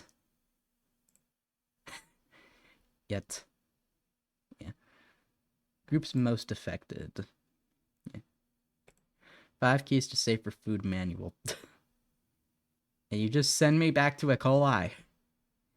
How can you do this? I almost said H. WHO. World Health Organization. Who? Why would you just link straight back to the E. coli section? I don't get you. I don't understand you, World Health Organization. Are producers of fruits and vegetables. Provides rural workers who grow fresh fruits and vegetables for themselves, their families, and for sale in local markets, with key practices preventing microbial contamination of fresh produces during planting, growing, and harvesting. So practice good personal hygiene, protect fields from animal fecal contamination, use treated fecal waste. So basically, fertilizer and manure. Use basically the fertilizer and manure that's been specifically treated to kill pathogens. Evaluate and manage risk of irrigation from irrigation water. Keep harvest and storage equipment clean and dry. Now I'm curious. Outbreaks of E. coli in Europe. Hello, Grace! Hello! We're talking about E. coli! We're talking about E. coli. We're doing research for the Alibet Bacteria doc on E. coli. Welcome! This is... We've made progress. And we also got a little off topic talking about a recent listeria outbreak in America. But we're having fun. So right now we're covering E. coli infection, and I'm gonna just save for the general information for later, because I could probably do this pretty easily. We also did a little bit of food safety, so this is fun. We have a lot that we're gonna do in this document, which is probably why it's not the All About Bacteria on E. coli is not gonna come out anytime in the near future, because we got just looking at the general outline, general information, E. coli infection, discovery of E. coli. With the E. coli infection, I'm going to cover both diarrhea, genic, so, the E. coli you would associate with food poisoning, as well as UTI and bloodborne infection of E. coli, because UTIs can also be caused by E. coli. It's one of the top 4 bacteria that does it, and I know that because they, in regards to Euroimmune, which is in type of vaccine that they're doing research on, and is gonna probably they recently did a long-term study that was presented at the urology conference in Europe back in oarly April, looking at a long 9-year study, which is very cool. The results from that are very promising, but it's basically an oral vaccine that you take by spritzing a little thing under the tongue, and it prevents recurrent UTIs, which is very cool, very neat. That's exciting. So yeah, but for the All About Escherichia coli doc, we have general information: E. coli infection, discovery of E. coli, Shiga toxin producing E. coli. That is in fact very super neat. You are correct, Grace. It is very neat, and I am so excited to see more of that come out.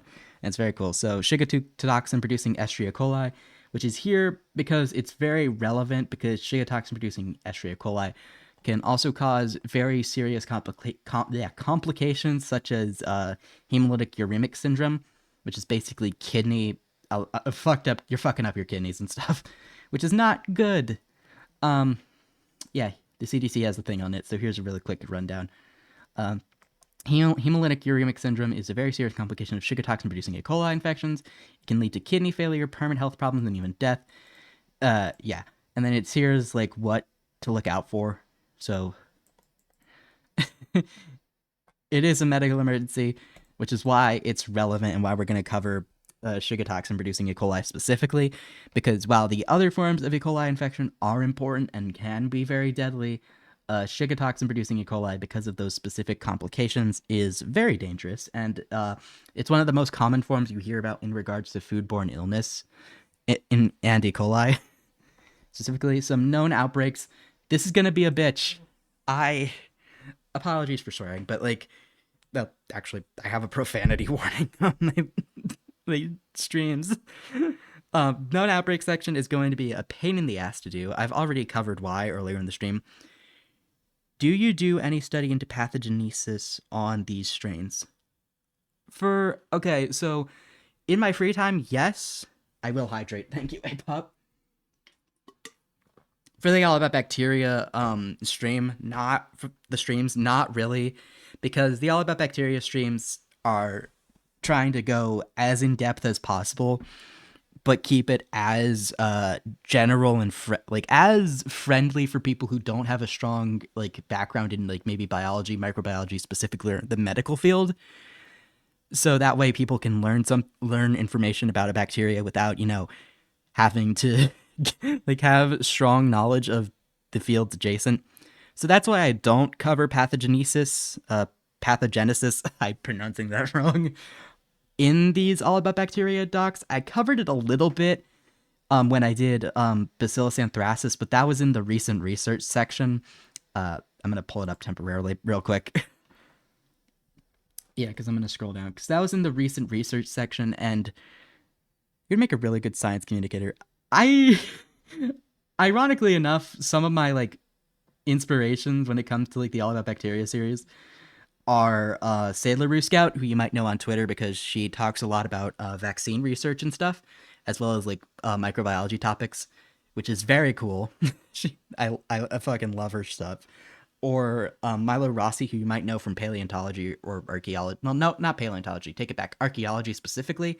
He does a lot of YouTube short stuff debunking some crazy conspiracies involving that. And those people are some of like my inspirations when it comes to like why I do the All About Bacteria series or why I enjoy talking about bacteria on stream, because there's a lot in terms of microbiology that people don't know, or because most people's experience with microbiology is going to be they get sick from something, or they hear about it in regards to an outbreak, like we just talked about earlier in the stream. Like the big listeria outbreak is probably going to be like for a lot of people like one of the few times in their life they'll hear about like, oh, there's this bacteria, it could potentially make you sick, and they're not going to really do research into listeria or any type of bacteria beyond, oh yeah, you can get sick from it.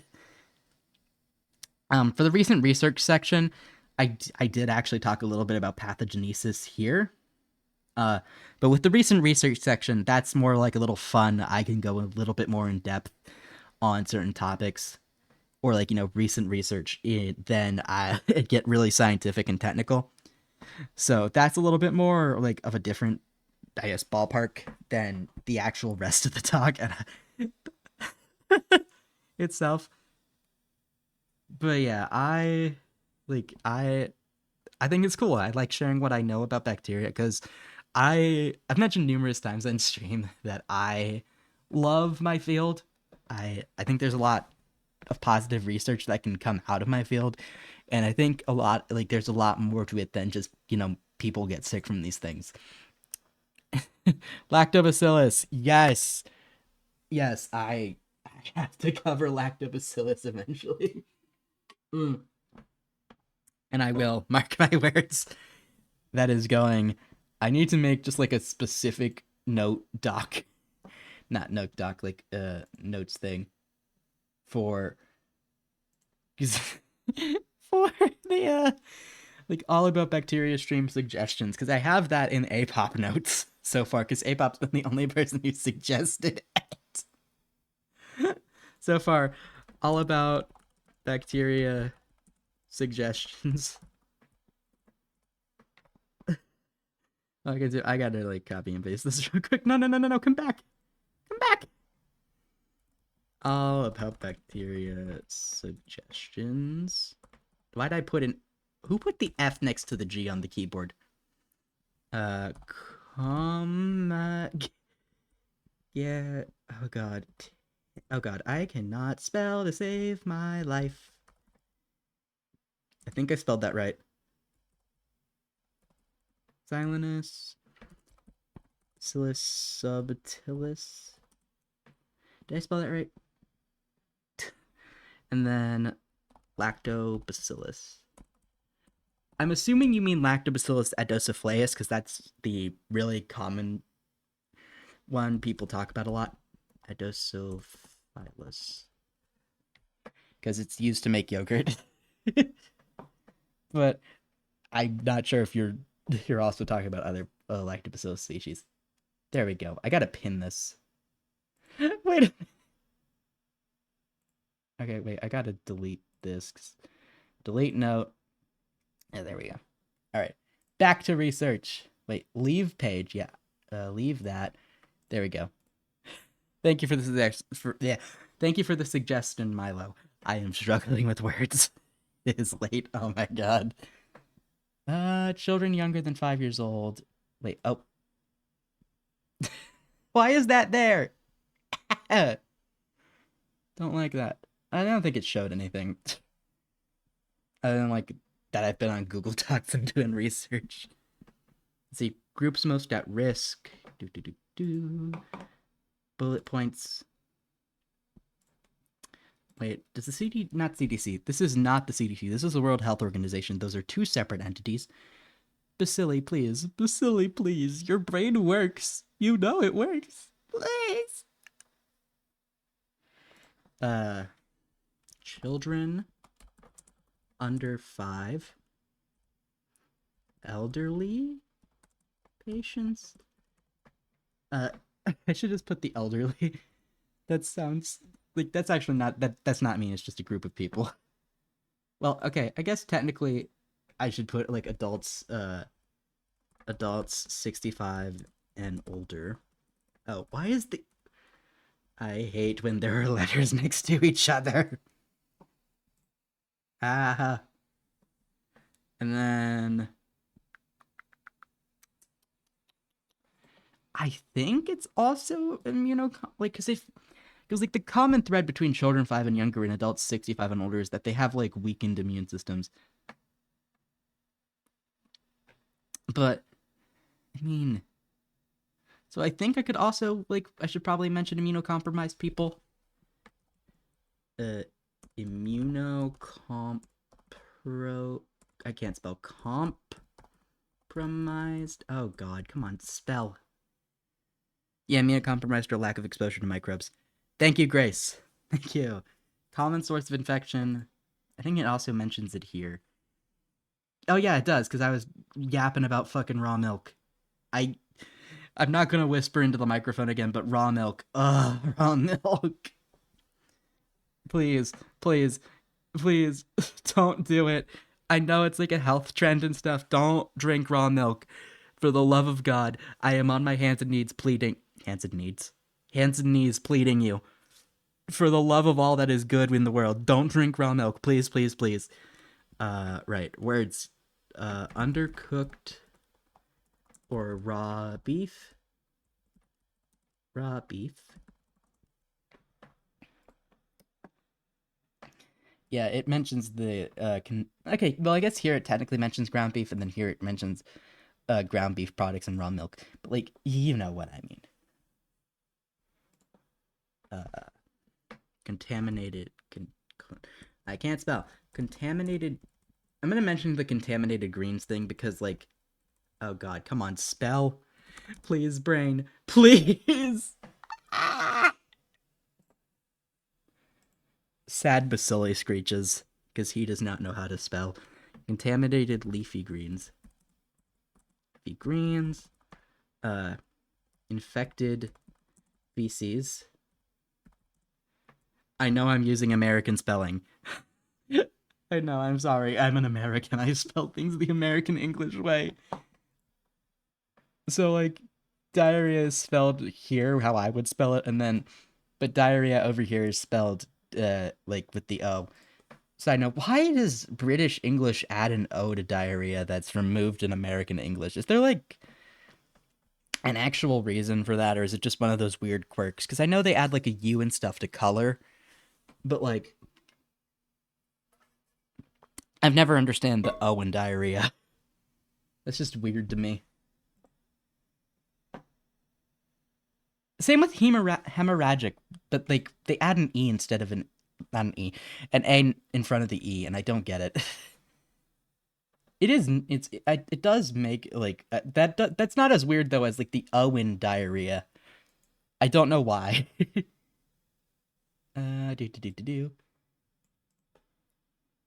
Yeah, we'll talk about the hemolytic uremic syndrome in that's not the Google Doc. The Shiga producing E. coli section, so I'm not going to mention it in the actual this section.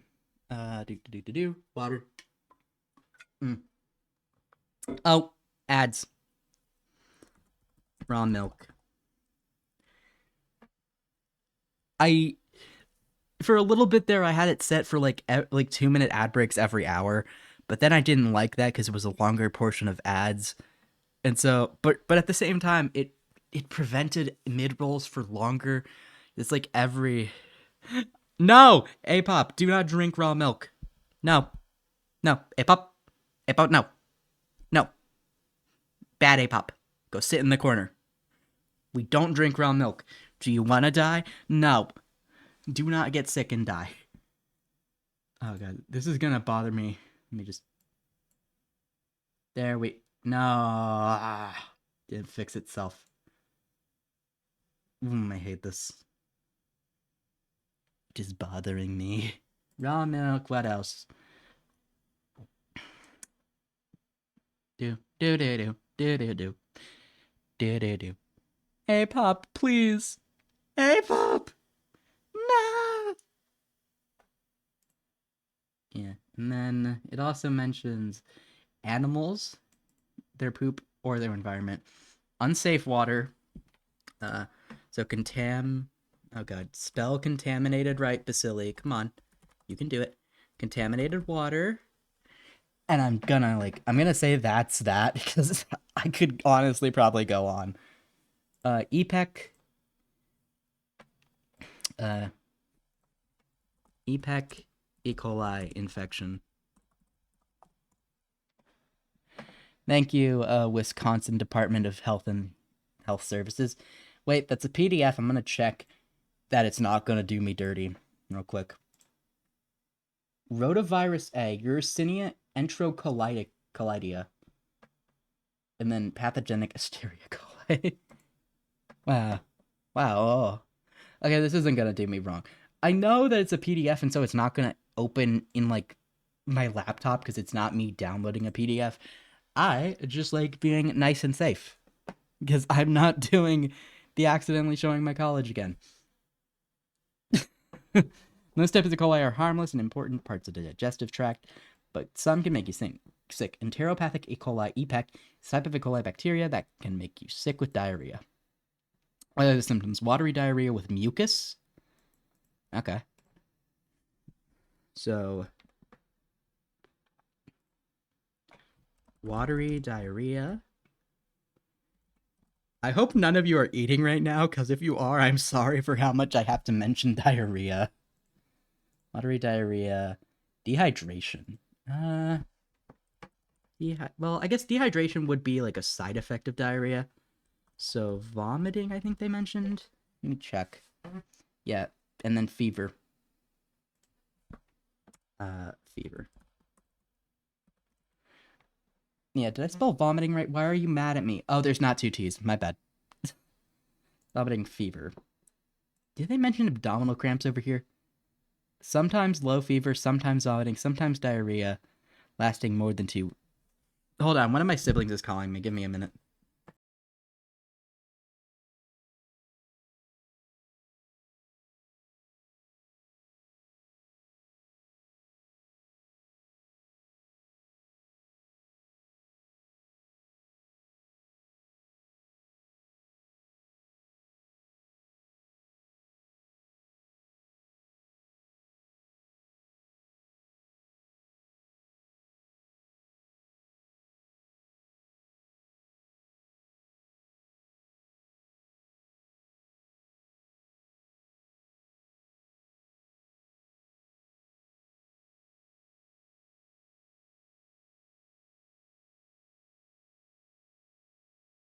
Cat.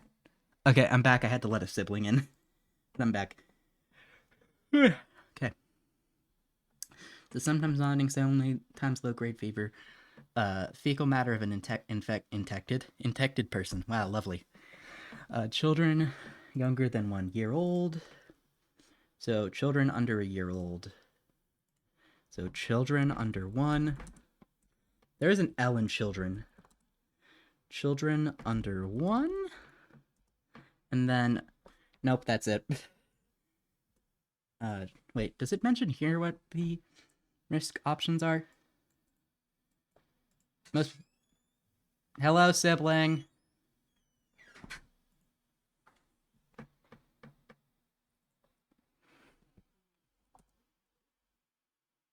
infected feces. Infected feces. There we go. Okay, and then we go on to E-Tech. E-Tech E. coli. What, son? Are you winning, son? He is screaming. My boy is screaming. Once again, thank you to Wisconsin. E-Tech. Where is E-Tech? Up here. Okay, younger adults. That's interesting. Because so far it's like... Okay, young adult. Well, I guess young adults would be the ones traveling more than, like, older adults and children. So I guess that also makes sense. 18 to 35. And then international travelers. What? What are you doing, son? Oh, you're chasing a fly. Okay. Be a good boy. Don't be stupid, son. E-Tech. Wait, no. No, I'm looking at... Yeah, no, I am looking at E-Tech. Food or water of ice contaminated with animal feces. So, contaminated food or water. I'm counting ice as a type of food. Good son, go get that fly. Yeah, I was very confused though, because I just hear him going buck wild, and I'm like, I look over and it's like, oh, you're probably playing with a fly. Snoopy! He's just staring at something. Contaminated food or water. And then symptoms are, once again, diarrhea. So much diarrhea. I am impressed. Okay. And disturbed.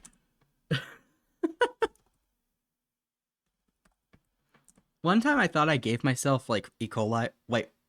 Why is my model... No, what have I done? What? Oh. I hit the slash button on my keyboard. So, Basililore, why were you a brown cat for a minute? This is my first ever model I have done. So this used to be what I looked like when I ignored the weird thing with the mouth. That's because So, my first ever model was this brown cat that I drew in like 10 minutes. And look at him, he's so cute, he's so boo-boo-boo. And then when I did my background, you might notice my background contains a lot of brown. And so then I was like, I need to make the cat pink. So I made the cat pink, and I was able to like toggle between them. And one of the toggles I had set was the like hash button, like the slash button. And so I would hit it. I must have hit it at some point. And then I became a cat, and I didn't realize until I like looked over at my screen. But yeah, I forgot I have that. So whoopsies. He has a brown cat toggle. I forgot I had that in Vito, because I usually am using PNG Tuber Plus. This was then I did a recolored model of the brown cat that was pink, which is the current design you see today. And then at some point I went and upgraded my model slightly, and then I took my upgraded model and I used it in PNG Tuber Plus, and then I went bipedal at some point. But PNG Tuber Plus is not cooperating with me today, so now we are a lovely little quadruped again. Wow, gotta clear my throat. Watery diarrhea, stomach cramps. Yeah, stomach cramps and then vomiting. I can't spell. Why'd I start stomach with the C? Stomach cramps. Cramps does not need to be capitalized. Cramps. Vomiting. Alright. How long have we been streaming? Okay. Gonna go for a little bit longer. And then eek. Yuck. Infection. That's not... No, I don't want... Center for Disease Control and Prevention. CDC Yellow Book. E. coli, diarrhegenic. endemicity worldwide. Traveler categories at greater risk for exposure to infection. All travelers, especially those going to low and middle income countries, follow safe food and water precautions. A clinical laboratory certified in moderate complexity testing. Okay.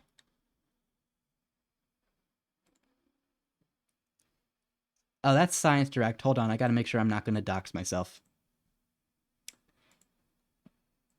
Okay, are you gonna... Okay. Enteroinvasive E. coli. View chapter. Fuck you. The violent rage I feel for this stupid motherfucker. Access through your college, but instead, like every other site that's a publishing site will just show you access through institution, but not your specific institution. Why the fuck you gotta be like that? Why the fuck you have to be like that, Science Direct? Where's my cat? Hello, boy. No, let me pet you. He ran away. I just wanted to pet him. Like, American Society for Microbiology. Yeah. Gobkiri, yep. That is the rage. IC and EPEC, which I think we already did EPEC. Yeah. So we're on EC and YAC. It's the American Society for Microbiology. Yippee! And look. E. coli 0157H7 colonies on sorbitol macaque agar. Yeah. So, oh, okay. The E. coli does not ferment sorbitol, and so, unlike most E. coli does not form dark pink colonies on this agar, courtesy of Clinical Microbiology Lab, Mayo Clinic, Rochester. Look at it. It's so pretty. Look at that nice isolation streak. Mwah. Love it. Love to see it. There are currently 2 companies, BioFire and BD, which offer FDA-cleared commercial multiplex molecular GI panels targeting several diarrhea-genic pathogens of E. coli. Pathotypes. BioFire's FilmArray GI panel is an FDA-cleared and includes YAC, IC, EPEC, ETEC, and STEC targets, alongside other targets. The BD Max enteric bacterial panel includes YIC and STEC, while its extended enteric panel includes YTEC, alongside other targets. Both of the BD Max panels are FDA cleared for in vitro diagnostic. Neat. That's wild. That's crazy. Woo. Do do do do do do do do do do. Ah ah ah ah ah ah ah ah. Ah ah ah.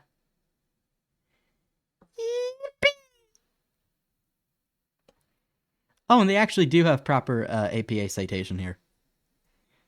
That's nice. Enteroinvasive E. coli causes sporadic cases of infection of an implication in outbreaks as well as sometimes involving a large number of cases. Oh, neat. Wow. Oh, there's a cat at the door. Hold on, chat. I will be back.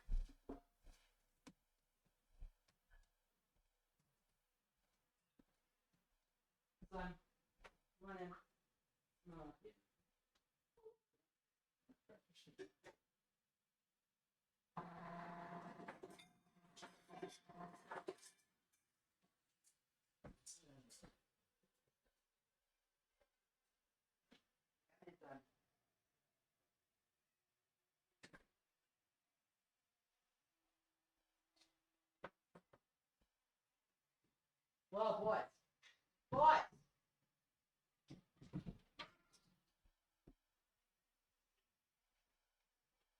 Snoopy, what was that about? Dude. Are you okay, friend? Frederick.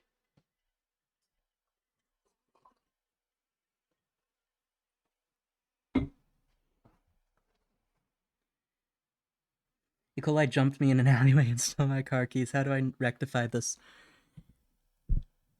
What? Hello, Brighter Mouthon. How did E. coli jump you in an alleyway? It's a bacteria. Did it grow legs? What? I have an orange. Snuck up behind me while I wasn't looking. Yeah, but it's tiny. Kids! Kids, stop it. My cats are fighting each other. Same way everything else can jump you. Huh. I'm not sure why E. coli jumped you in an alleyway. Have you tried filing a police report? Or do you live in America where the police are kind of useless? Yeah, I said it. Never gone to the police? They're fucking useless.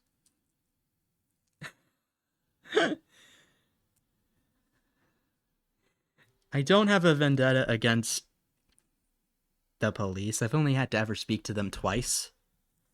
No, I was not in trouble both times that I spoke to them. One time involved some serious stuff that I'm not getting into on stream because I don't want to tell you about that. The other time was because I accidentally almost got scammed. Okay. That one I don't mind telling you about because it's funny. That one's a funny type if I had to talk to the police. That one is not the I suffered irreversible trauma and then I had to go talk to the police about it. That one's a funny thing. So I was in my freshman year of college, right? Now, usually when you hear about scams, you hear them about them scamming the elderly. So I didn't think that there was a scam. I have a vendetta against the carjacking E. coli, and I'm not fond of staph infections either. They ran up my credit cards. Well, all my Malfon, I have some news for you. Just carry some antibiotics on you. Usually you can use those to get rid of them. Although, it's not recommended for some types of E. coli infection. Some of these associated antigens, such as O28, O112AC, O121, O124,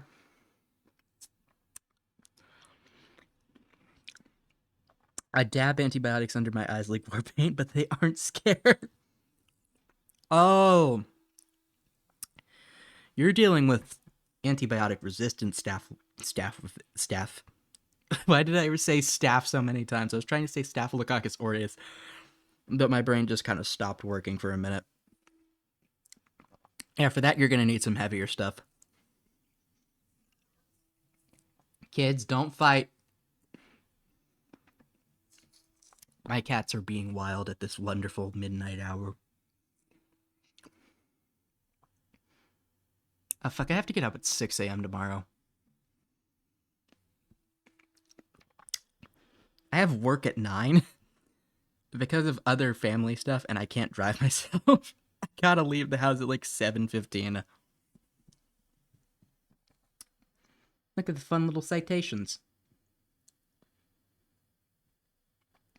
Sorry if I don't continuously talk. I'm trying to read. Escher. G staff on my Lukakis till I. This user has been scolded. Oh. Ooh. You into some weird shit.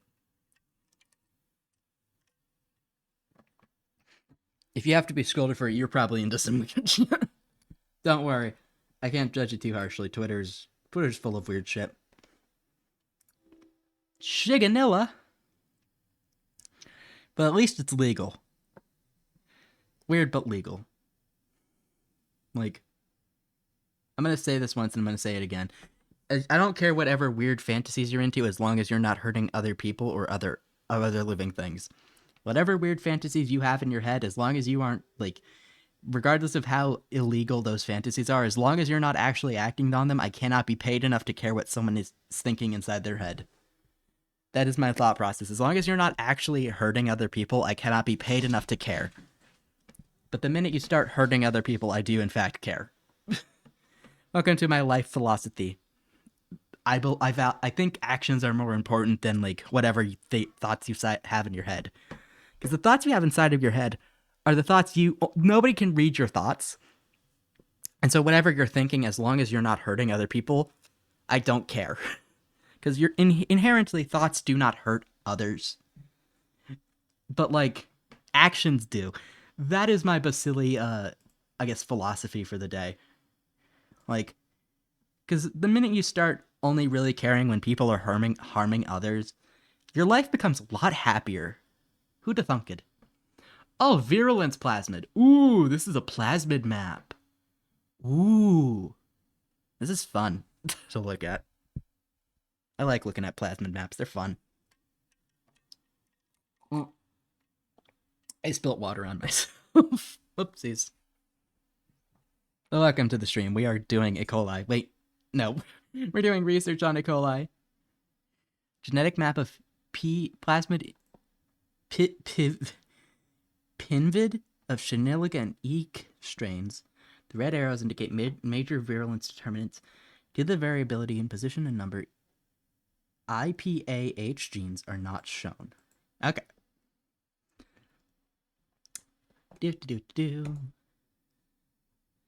It's a shame that the Wisconsin Department of Health doesn't have any nice, easy peasy, what's it called? Like, resources. Which would be really nice, because then I don't have to just cite the CDC page. Yuck. Watery diarrhea. There's a lot of talk of diarrhea in this, I am sorry. Watery diarrhea. Unfortunately, it just happens that there's a lot of diarrhea involved in E. coli. Which is a little unfortunate. But hey, can't really deal with it. Well, I mean, can't do anything about it. Fever.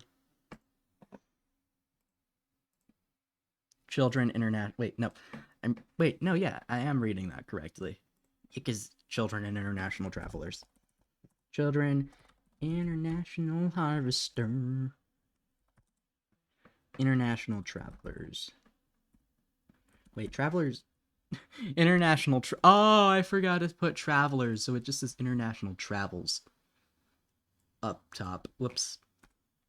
Silly Basili. Silly little guy. Is that also fecal matter of an infected person I see?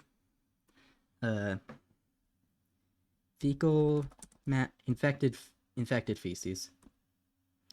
There is a lot of shit in this. I'm sorry. Infected feces, if I can spell. Why is it over that way? No. Better get your fucking ass back where you belong. Get in the center. The center. No. Ugh. The rage. Oh, hello, Fred. Hello, son. What are we doing? Are we catting? Are we a catting today? Hello, son.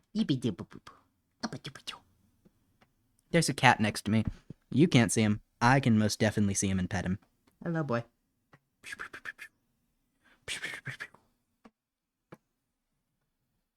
Alright, yak. And yak. So yak is just watery diarrhea. Watery diarrhea. I can't spell. Great job. Diarrhea. Hello, son. What are you doing? He is being weird. A little freak, if you will. He's okay. He's just a freak. He's just a freak. Let's see, children. Why is it always children? Well, I mean, I know why. They don't have fully developed immune systems. Children's don't have fully developed immune systems. And then uncertain. Okay. Huh? I'm putting question marks there for now. Are you curling up on my wires again? Silly dude. Watery diarrhea. All of this is watery diarrhea. What's the difference between watery diarrhea and regular diarrhea? Is it just like extra wet? Diarrhea. Lasting. Oh god, that's not how you spell that. Come on, Basili, work. Use your brain. Use your brain, buddy. Diarrhea lasting more than 2 weeks. Diarrhea that can last more than 2. I must put 3. 2 weeks. It's also nice that I don't have, like, on the bright side of not having my PNG Tuber Plus active right now because it crashed. I don't have to worry about flashing because I have toggles for like when I'm angry or sad, and then like to turn on and off my scarf. So I don't have to worry about just like being a flashing hazard. Fever, vomiting. I can't spell. Vomiting. And then dip. Okay. Why is it also uncertain? I can't spell. Children. Hello, average lizard enjoyer. No signature bacilli spasms. Huh? Oh, bacilli noise?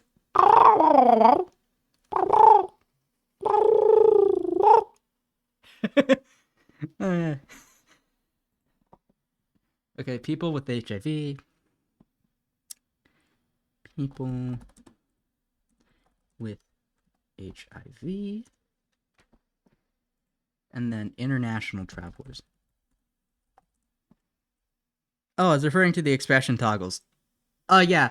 PNG Tuber Plus crashed on me early into the stream, so we're back to cat. Return to the feline. Sorry, I am no longer bipedal today. My computer or PNG Tuber. I don't know why. PNG Tuber Plus was being really nice to me for a while there, and then it just decided that this week is not my week. It's just decided, you know what? I shall give you one giant middle finger and tell you to go get lost. I don't know why I went British. Alright, I'm just gonna put the same question marks as I did last time. But yeah, no bacilli facial spasms with the model. It's just a blank cat staring into your soul and blinking. Alright. I think we've made significant progress. So, you know what that means? I'm gonna go to bed. Because it is really late my time. Like, it's, I almost said 10 p.m. No, it's like 11 a.m. I got work in the morning. So we're gonna go find someone to raid, and I'm gonna go to bed. Oh, Omochi's live. Good night. Yep. So raid. I try to have a nice diversity of who I raid. Omochi channel. Right. Well, I'm gonna go shower and then head to bed. Remember, take your meds if you have any. Stay hydrated. I will see you tomorrow. I love you. Bye.